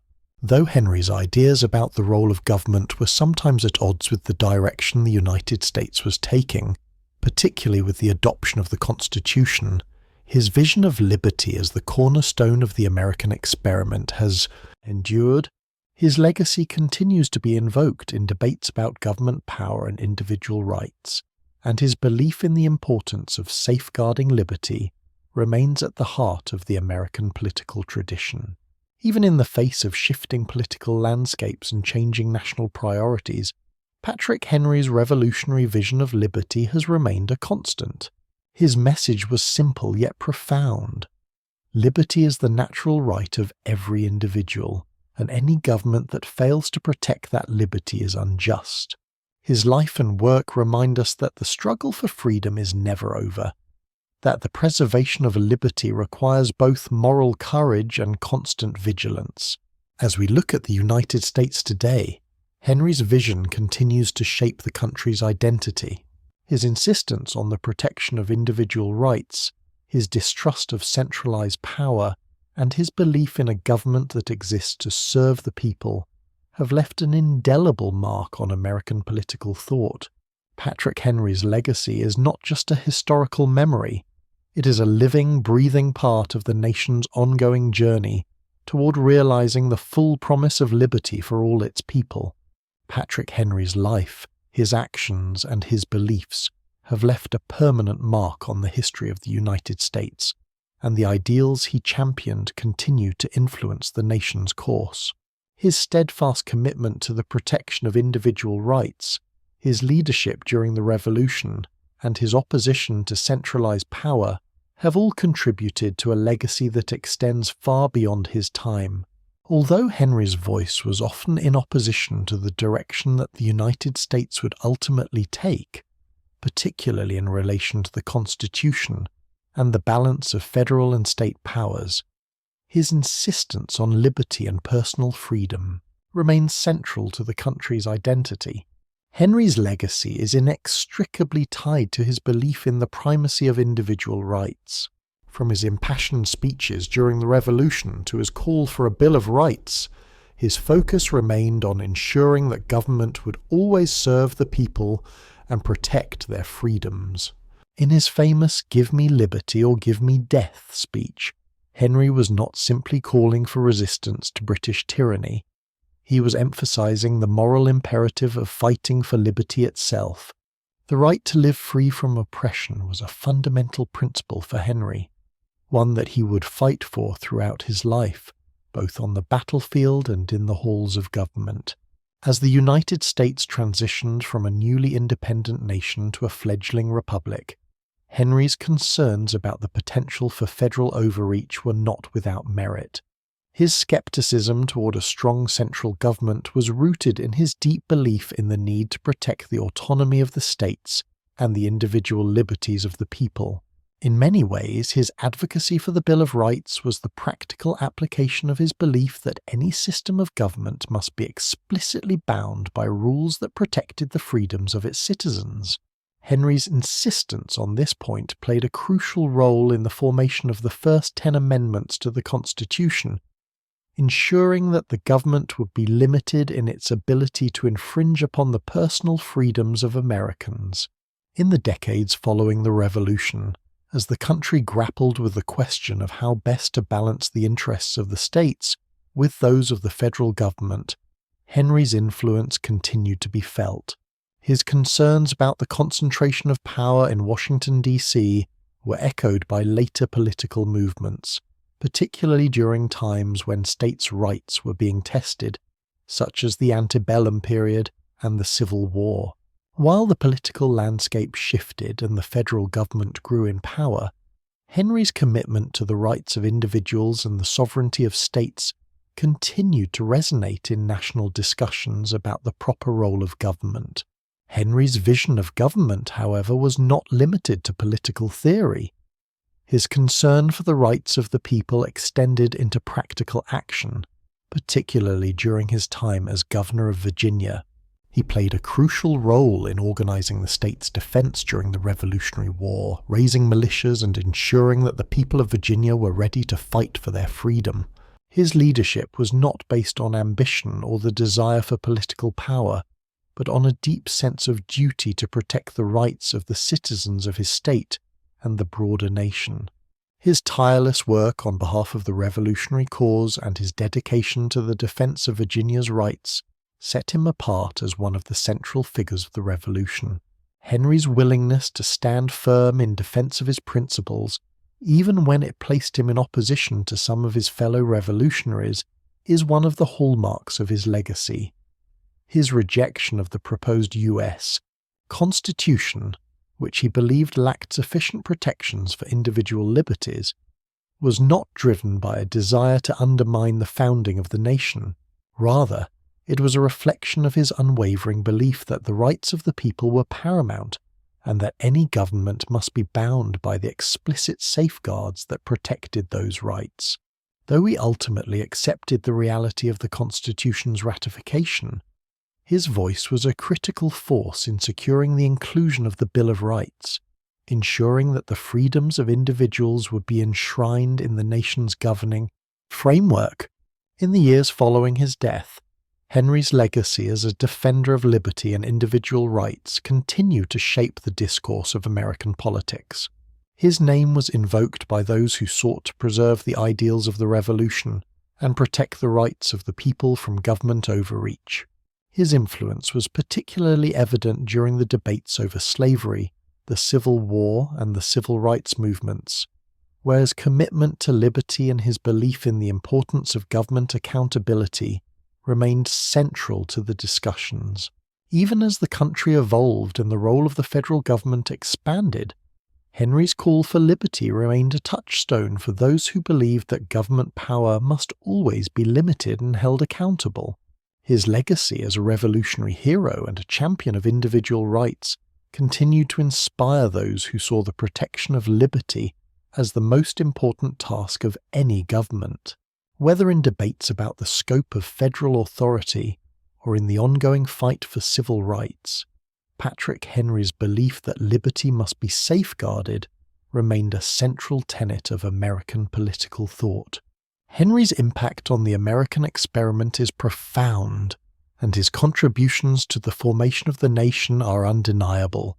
He was a man who recognized the moral significance of the Revolution and who understood that the fight for liberty was not just about political independence, it was about the protection of individual rights for all citizens. His leadership, his courage, and his moral clarity have left an indelible mark on the United States, and his legacy continues to inspire those who fight for justice, freedom, and equality. As the United States continues to grapple with issues of government power, individual rights, and the balance between federal and state authority, Patrick Henry's legacy remains a guiding force. His vision of a government that serves the people and protects their liberties is as relevant today as it was during the Revolution. His contributions to the creation of the Bill of Rights, his advocacy for states' rights, and his moral leadership during the Revolution have ensured that his place in American history will never be forgotten. Patrick Henry's legacy has not only been preserved in the pages of history, but has also become a living, breathing part of American culture. His voice, his principles, and his courageous stand for liberty have left an enduring imprint on the national consciousness, continuing to influence the country's political and cultural life. From the time of his speeches during the Revolution to the modern political debates that echo his concerns about government power, Henry's impact is far-reaching and persistent. One of the most enduring aspects of Henry's legacy is his role as a symbol of revolutionary courage. His words, particularly the famous "Give me liberty or give me death" speech, have become ingrained in the collective memory of the United States. These words embody the essence of the American Revolution, a fight for freedom, a refusal to live under tyranny, and a moral commitment to the preservation of individual rights. Henry's courage and conviction in the face of overwhelming odds continue to resonate with Americans today. His speech is often quoted not only as a historical reference, but also as a rallying cry for those who believe in the importance of liberty and resistance to oppression. His legacy as a revolutionary hero is also reflected in the cultural reverence for the Founding Fathers. Henry's name is frequently mentioned alongside those of George Washington, Thomas Jefferson, and Benjamin Franklin. While he may not have held the same formal positions as some of these figures, his contributions to the Revolution and his passionate advocacy for liberty have secured his place as one of the key architects of the United States. His willingness to speak truth to power, to resist oppression, and to demand liberty for all has made him a figure whose memory continues to inspire those who fight for freedom. Beyond the political realm, Patrick Henry's influence can be seen in the ways that his ideas about liberty and self-governance continue to shape American identity. His belief in the importance of personal freedoms and the right of individuals to live free from governmental overreach has permeated the cultural fabric of the nation. Henry's vision of a limited government and a focus on individual rights resonates with American ideals of self-determination, personal responsibility, and the importance of protecting civil liberties. In the modern era, Henry's legacy has become particularly relevant in the ongoing debates about the role of government in American life. His warnings about the dangers of centralized power continue to be echoed by those who advocate for limited government and the protection of individual freedoms. Whether it is in discussions about federalism, the scope of federal power, or the role of government in regulating personal and economic freedoms, Patrick Henry's name is often invoked as a reminder of the importance of maintaining a government that is accountable to the people and that preserves their liberties. For example, during the 20th and 21st centuries, Henry's concerns about government overreach were revisited during times of crisis or when the federal government sought to expand its power. The New Deal era under President Franklin D. Roosevelt, the civil rights movement of the 1960s, and the debates over healthcare reform in the 21st century have all involved questions about the role of government and the protection of individual rights, issues that Henry would have undoubtedly weighed in on based on his commitment to the principle of liberty. Henry's advocacy for personal freedom and his fear of the encroachment of government on individual rights have shaped much of the ideological framework through which Americans view government today. Moreover, Henry's focus on states' rights continues to influence debates on federalism, particularly in the context of modern political movements that call for more local control over issues such as education, healthcare, and environmental regulations. The tension between state and federal authority, which Henry helped define, remains a central issue in American politics. While the nation has grown far beyond the small agrarian republic Henry envisioned, his warnings about the dangers of centralized power still hold weight in the political discourse, particularly among those who believe in the primacy of local control. Henry's role as a symbol of liberty is also reflected in the public monuments, statues, and schools named in his honor. Across the United States, from Virginia to Texas, Henry's memory is preserved in the places where his legacy continues to inspire.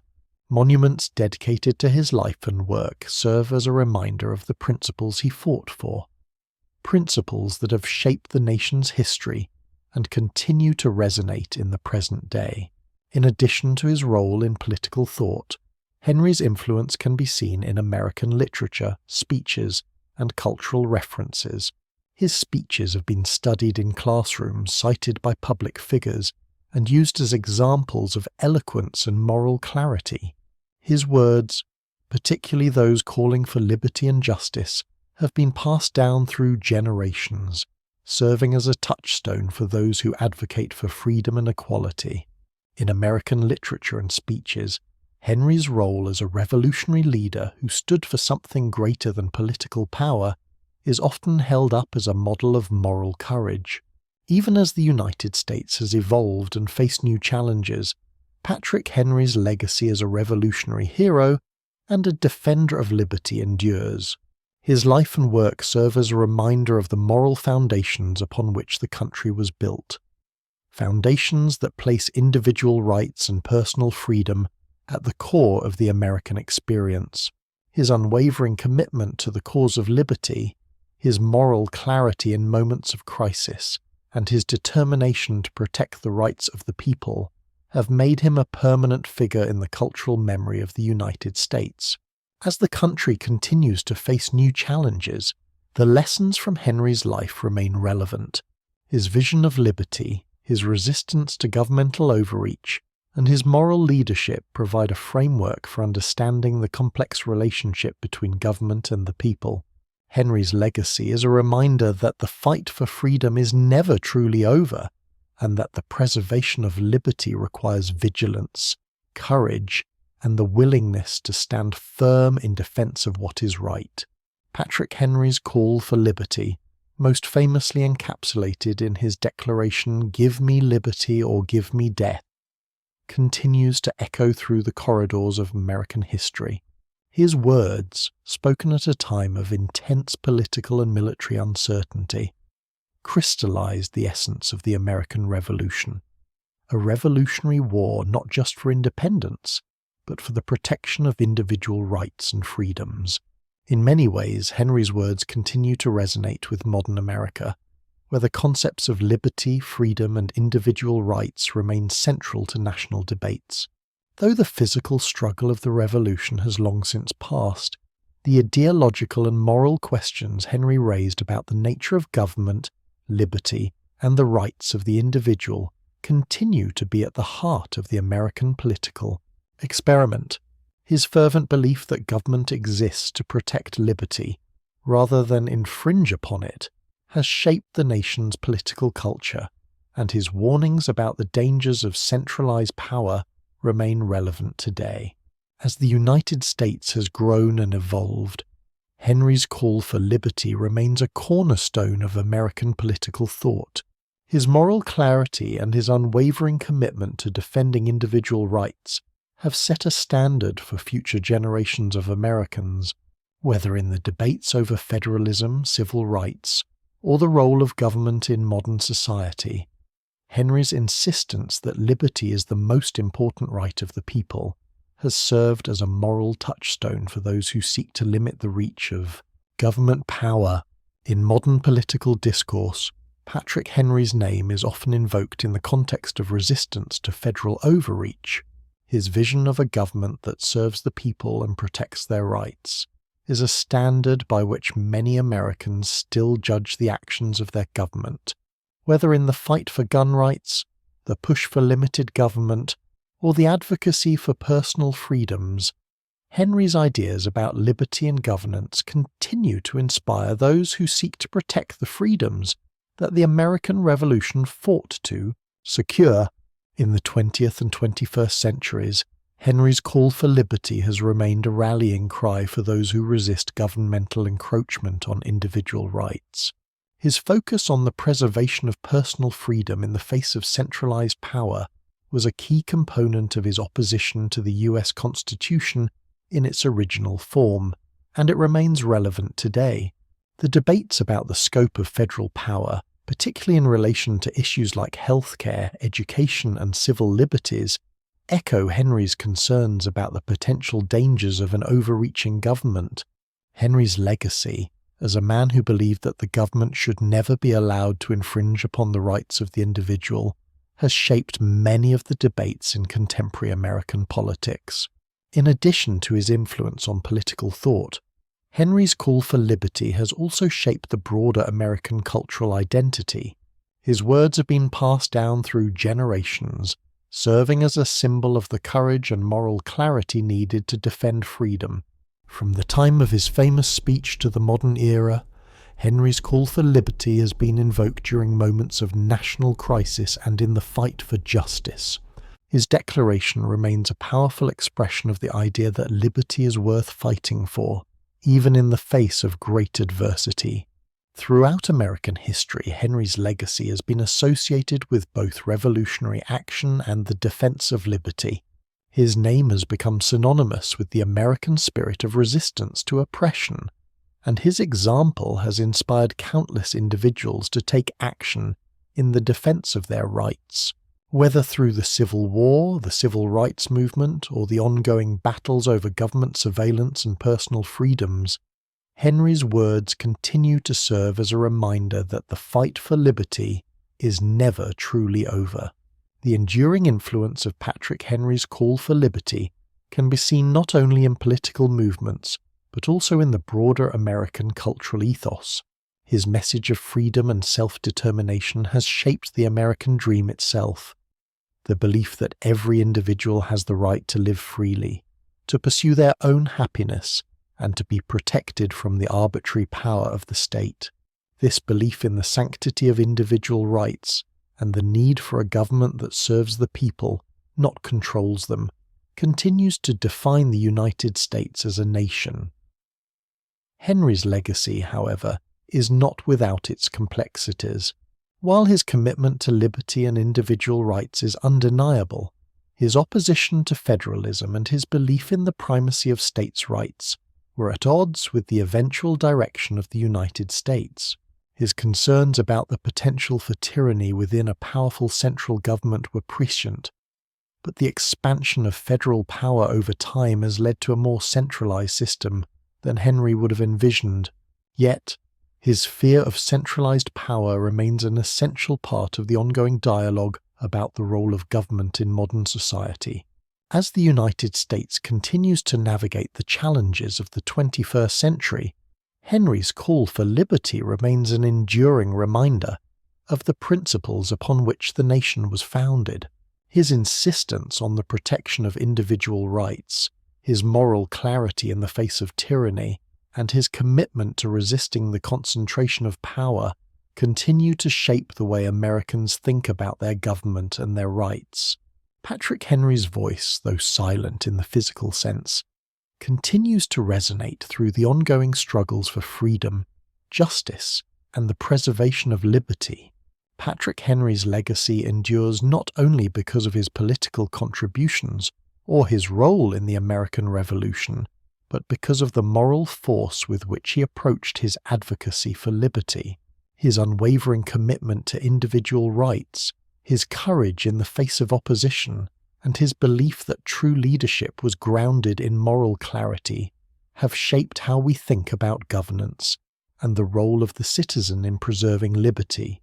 As we reflect on his life, it becomes clear that Henry was not just a politician or a revolutionary leader, but a man driven by a deep moral sense of responsibility to protect the freedoms of individuals. One of the most striking aspects of Henry's character was his willingness to stand alone when necessary. His voice was often in opposition to many of his contemporaries, especially during the debates over the US Constitution, while other founding figures, such as Madison and Hamilton, worked tirelessly to strengthen the power of the federal government. Henry's vision of liberty called for the protection of individual rights through decentralized power. His concern was never simply about politics. It was about ensuring that the government would serve the people and not the other way around. In his speeches, particularly his famous "Give me liberty or give me death" address, Henry emphasized that liberty was a moral issue. He believed that individuals had an inherent right to freedom and that government existed to protect that right. The moral imperative of liberty, of standing up for one's rights, was at the heart of Henry's political philosophy. He understood that liberty could not be taken for granted, and that its preservation required constant vigilance. For Henry, liberty was not just a political concept, but but a core value of human existence. His speeches rallied people to this cause, inspiring them to defend their freedom not just as a political necessity, but as a moral duty. While his words and actions were significant in galvanizing the American Revolution, Henry's moral leadership continued to resonate throughout the history of the United States. His opposition to the U.S. Constitution was rooted in his belief that the document did not sufficiently protect individual rights. Henry argued that while the new government would protect the nation from foreign threats, it might also become a domestic threat to personal freedoms. This deep concern about the potential for government to overstep its bounds, a concern rooted in his moral vision of liberty, was a key reason he insisted on the inclusion of the Bill of Rights. The Bill of Rights was, for Henry, more than just a political safeguard. It was a moral necessity. As the nation matured and faced new challenges, Henry's moral clarity continued to shape debates about government power and individual freedoms. His ideas about liberty have remained a touchstone for those who advocate for limited government and the protection of individual rights. The tension between federal power and states' rights, which was central to Henry's political philosophy, has continued to play a significant role in American political thought. His legacy is often invoked by those who believe that the centralization of power threatens individual freedoms and the autonomy of the states. Yet Henry's legacy is not just about political ideology. It is about the moral foundation upon which the nation was built. Henry's focus on moral leadership extended beyond his political career. His commitment to doing what was right, even when it was not politically expedient, set him apart as a leader of principle. He was willing to take stands that were unpopular or controversial, all in the name of protecting individual rights. His opposition to the federal government's increasing power, his insistence on a Bill of Rights, and his vision of a republic where power was decentralized were all rooted in his belief that the government should never overstep its role as a protector of liberty.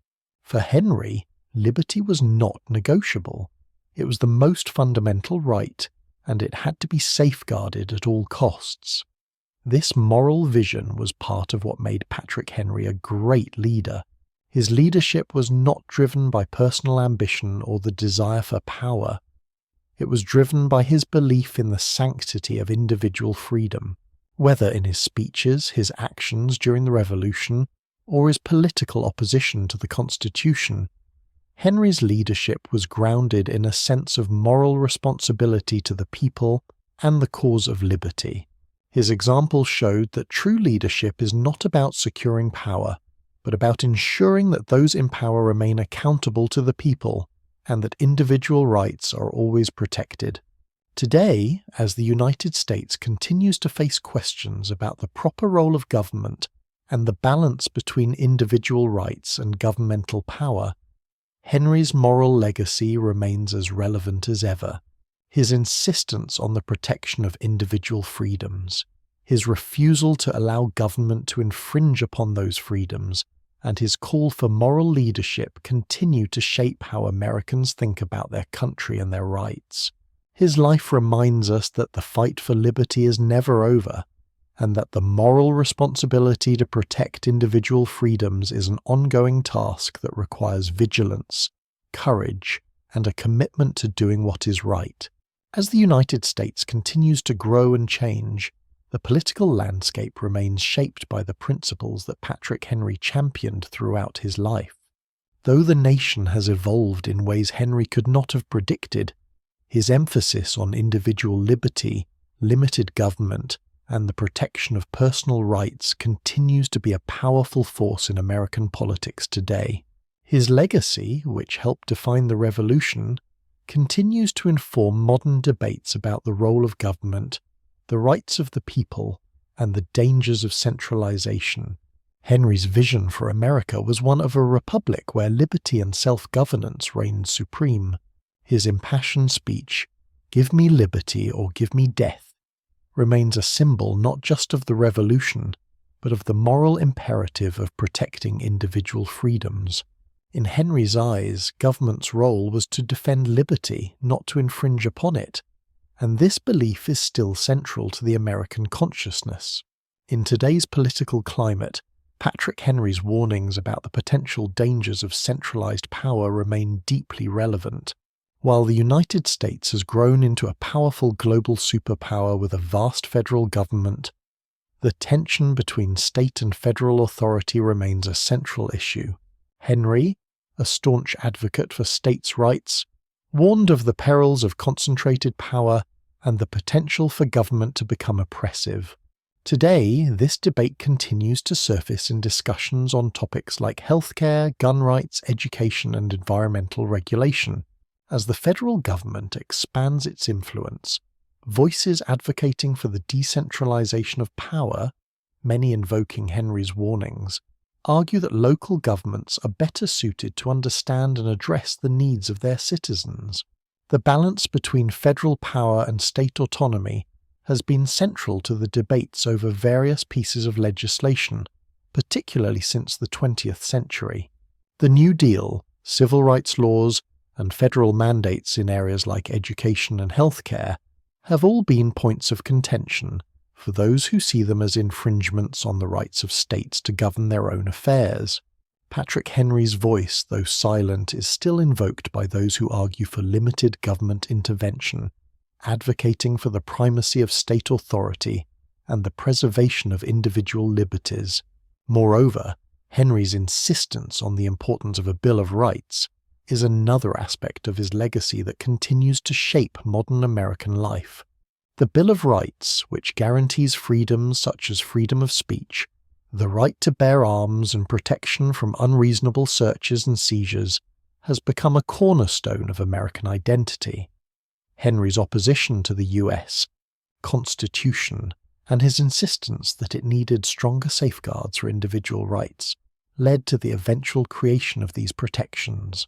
Today, these rights are fiercely defended by Americans from all political persuasions, and debates over their preservation are central to modern political discourse. In contemporary America, the moral underpinnings of Henry's philosophy continue to be relevant. The notion that individual liberty must always be protected from governmental overreach resonates deeply with those concerned about surveillance, civil liberties, and government control. As technology continues to evolve and governments seek to regulate new and emerging fields, Henry's concerns about the concentration of power and the potential for tyranny have become more pertinent. The protection of individual freedoms against encroaching state power is a topic that has become even more urgent as issues of privacy, freedom of speech, and security come into play. The rise of movements advocating for limited government, personal freedom, and decentralization reflects Henry's enduring influence. Whether it is in the Tea Party movement, the calls for local control over education, or the ongoing debates about federal regulations, Henry's warnings against the dangers of centralized power resonate in these conversations. His belief that government must be accountable to the people, and that liberty is the cornerstone of a just society, has become a rallying cry for those who seek to limit the power of the state in favor of individual autonomy. Additionally, the moral force of Henry's legacy is evident in the ongoing struggle for civil rights and equality. Henry's vision of liberty extended beyond political freedom to encompass the moral obligation to ensure that all individuals, regardless of race, gender, or background, had the right to live freely and pursue happiness. His commitment to the protection of individual rights laid the foundation for the civil rights movements that followed, and his legacy is invoked by those who fight for justice and equality in contemporary America. While Henry's own time was marked by limitations in how liberty was applied, particularly with regard to slavery, his principles have been used to argue for the expansion of civil rights to all Americans, particularly in the 19th and 20th centuries. The debates over voting rights, equality before the law, and the right to participate in the political process are a testament to how Henry's vision of liberty has evolved and expanded over time. His call for a government that safeguards the rights of individuals, regardless of their station in life, has inspired movements that have sought to extend those rights to marginalized groups, ultimately broadening the concept of freedom that Henry first articulated. As we reflect on Patrick Henry's legacy, we see that his ideas about liberty, self-governance, and the protection of individual rights have stood the test of time. In the face of a rapidly changing world, his moral clarity remains a touchstone for those who seek to protect the fundamental freedoms that define the American experience. His belief that liberty is not only a political right but a moral imperative is a guiding principle that continues to inspire those who fight for a just and free society. Patrick Henry's life and legacy continue to resonate not only for his political actions, but for the moral clarity with which he approached the central issue of liberty. At a time when the fate of the American colonies hung in the balance, Henry's unflinching belief in the sanctity of individual freedom stood out as a beacon for the nascent nation.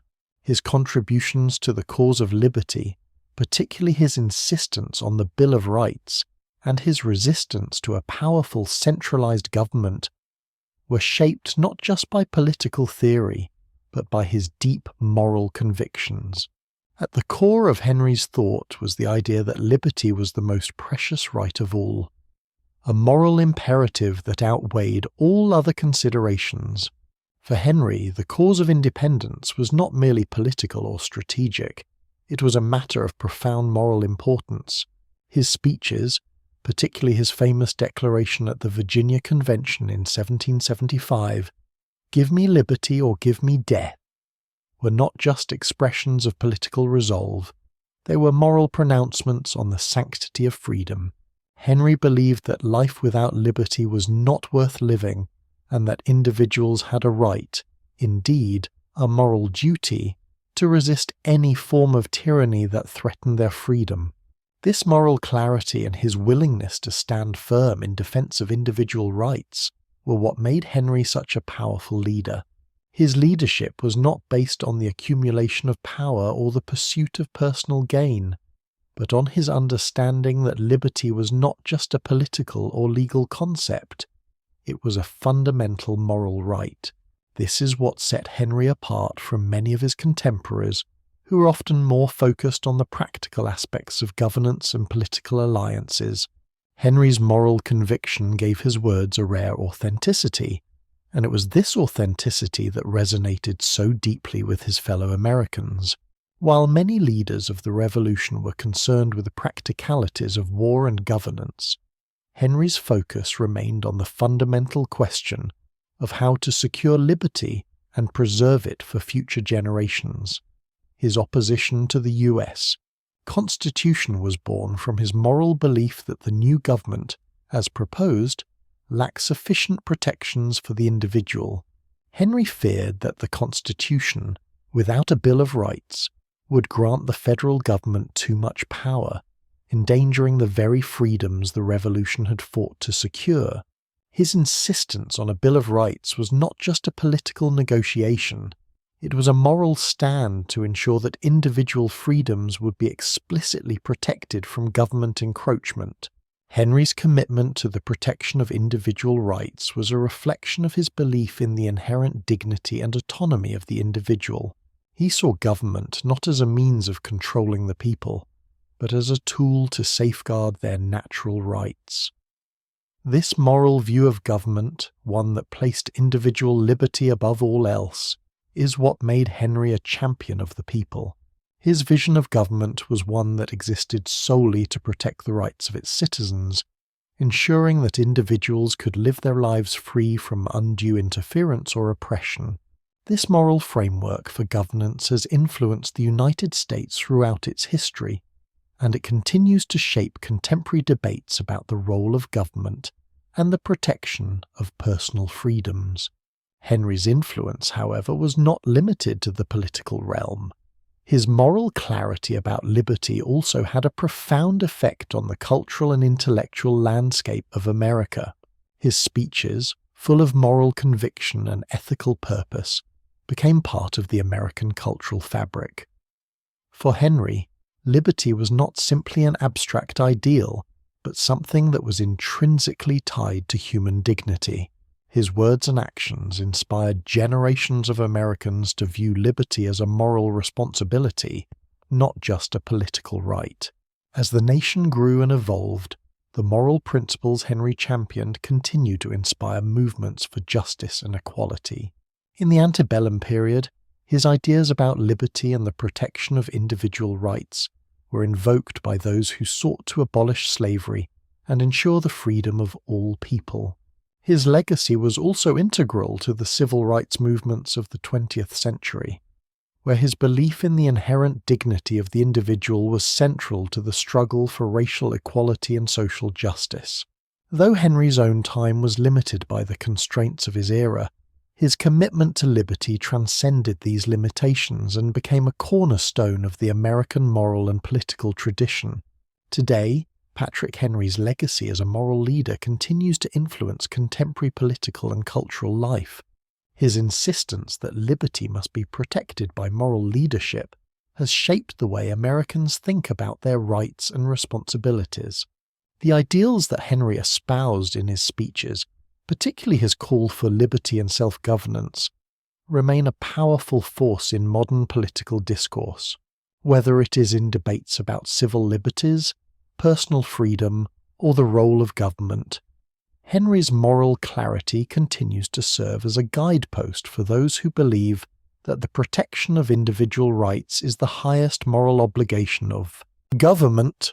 In a world where questions of freedom and justice remain at the forefront of political and social discourse, Patrick Henry's moral commitment to liberty stands as a beacon for those who seek to defend individual rights against the encroachment of government. His legacy reminds us that the fight for liberty is not merely a political struggle.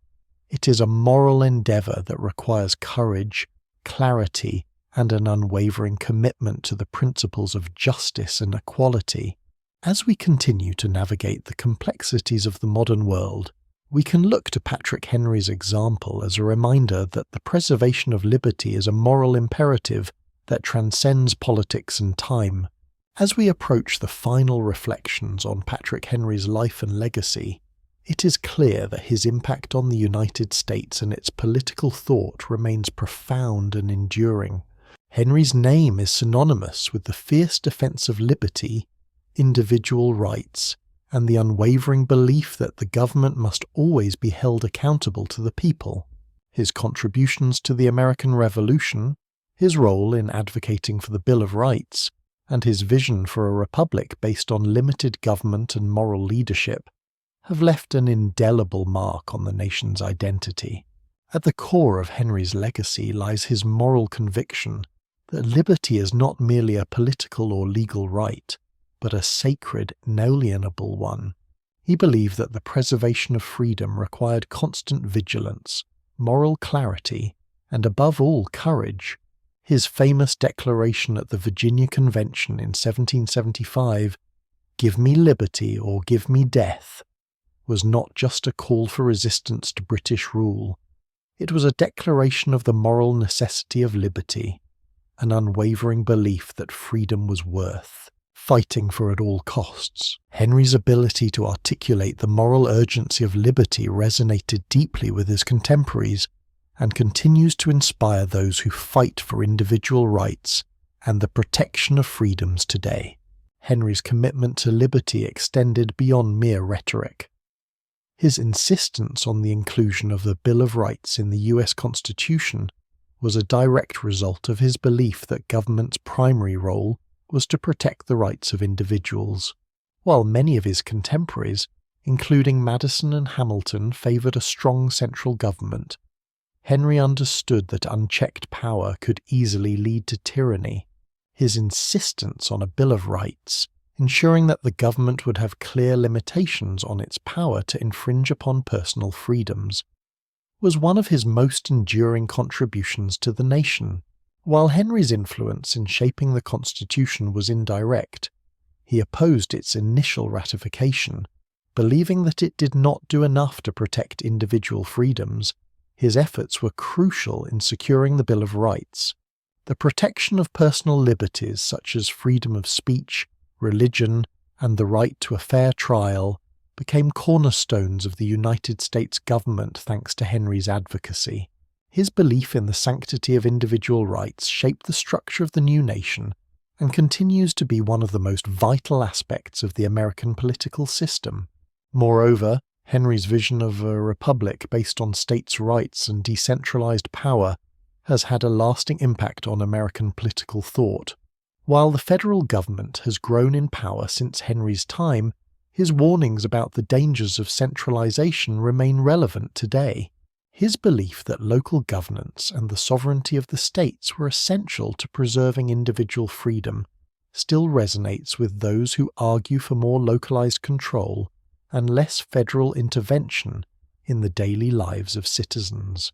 The tension between state and federal power remains a central issue in American politics, and Henry's voice continues to be a guiding force for those who advocate for a limited government that is accountable to the people. Henry's legacy, however, is not confined to the political realm. His moral leadership, his courage, and his unwavering belief in liberty have made him an enduring symbol of the American spirit.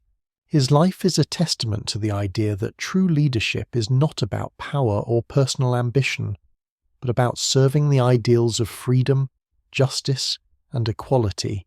Henry's commitment to these ideals, even when they placed him at odds with other leaders of his time, has earned him a place among the most revered figures in American history. As we reflect on Patrick Henry's life, we see a man whose moral clarity and sense of duty shaped not only the Revolution, but the future of the United States. He understood that liberty was fragile, that it required constant vigilance, and that the fight for freedom was a moral one, a fight that transcended politics and involved the defense of every individual's right to live free from oppression. His legacy is a reminder that the preservation of liberty is not only a political challenge but a moral responsibility. In the contemporary world, Henry's ideals remain a powerful force in the ongoing struggle to protect individual rights. His commitment to liberty, his vision of a government that serves the people and not the other way around, and his moral clarity continue to inspire those who believe that government must always be accountable to its citizens, whether in debates about personal freedoms, civil rights, or the role of government in regulating society. Henry's influence remains an enduring and powerful guide for those who seek to uphold the values upon which the United States was founded. As we reach the final segment of this reflection on Patrick Henry's life and legacy, we find that his influence is not confined to the pages of history, but is woven into the very fabric of American identity. His impassioned calls for liberty, his steadfast defense of individual rights, and his unwavering belief in a government that serves the people continue to resonate deeply with the values upon which the United States was founded. Henry's life is a testament to the enduring power of moral conviction, courage, and the protection of freedom. Patrick Henry's contributions to the American Revolution were not just military or political, they were moral and philosophical. His famous declaration, "Give me liberty or give me death," was not merely a rallying cry, it was a moral imperative. In those words, Henry captured the essence of the Revolution. The fight not only for political independence from Britain, but for the preservation of individual freedoms that transcend any form of tyranny. His courage in standing firm for liberty, even when it meant going against the tide of more cautious voices, set him apart as one of the Revolution's most compelling leaders.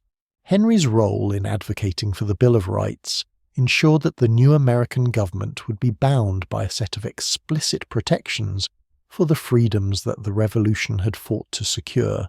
His insistence on the need for safeguards against governmental overreach, at a time when many believed that such protections were unnecessary, demonstrated his unwavering commitment to the cause of liberty. Without his moral clarity and his insistence on the inclusion of these protections, the United States might have lacked the robust protections for individual rights that have come to define its legal system. As the country moved from revolution to governance, Henry's vision for a limited, decentralized government continued to influence the nation's political thought.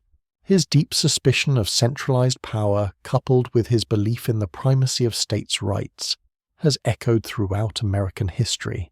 From the debates over federalism to the struggles over civil rights, Henry's warnings about the dangers of government overreach remain a vital part of the political discourse. His belief in a government that is closest to the people, one that respects the rights of the individual, continues to shape the national conversation. However, Henry's legacy is not just political, it is moral and cultural. His life and words have become a symbol of the American commitment to freedom and justice. His moral clarity, his passion for individual rights, and his ability to inspire action through his rhetoric make him a symbol of the revolutionary spirit that helped shape the United States. From his speeches during the Revolution to his advocacy for a Bill of Rights, Henry's moral vision of liberty has become intertwined with the American identity itself. In a sense, Henry became the embodiment of the ideals of the Revolution, a man willing to stand up for what he believed was right, regardless of the cost. Henry's call for liberty, his advocacy for personal freedom, and his opposition to unchecked governmental power have influenced countless movements throughout American history. His principles have been invoked in the fight for racial equality, women's rights, and personal freedoms, from the abolitionist movement to the civil rights movement and beyond. In every generation, Henry's legacy serves as a touchstone for those who believe in the sanctity of individual rights and the need to protect them from the reach of government. As we look at the challenges facing America today, we see that Henry's legacy remains vital.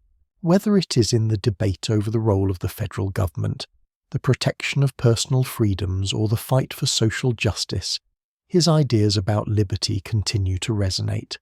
Henry's insistence on the importance of moral leadership, his belief that government must be accountable to the people, and his steadfast defense of individual rights remain as relevant now as they were during the Revolution.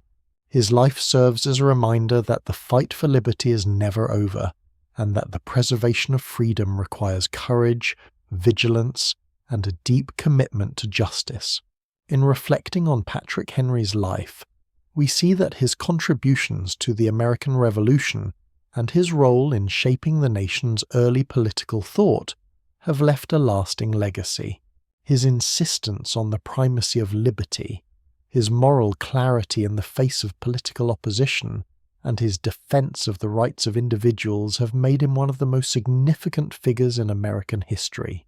Henry's legacy is a tribute to the enduring power of liberty, a testament to the moral foundations upon which the United States was built, and a call to action for those who continue to fight for freedom, justice, and equality. As we conclude this reflection on the life and legacy of Patrick Henry, we are reminded that his vision of a government that serves the people and protects their rights is as relevant today as it was during his time.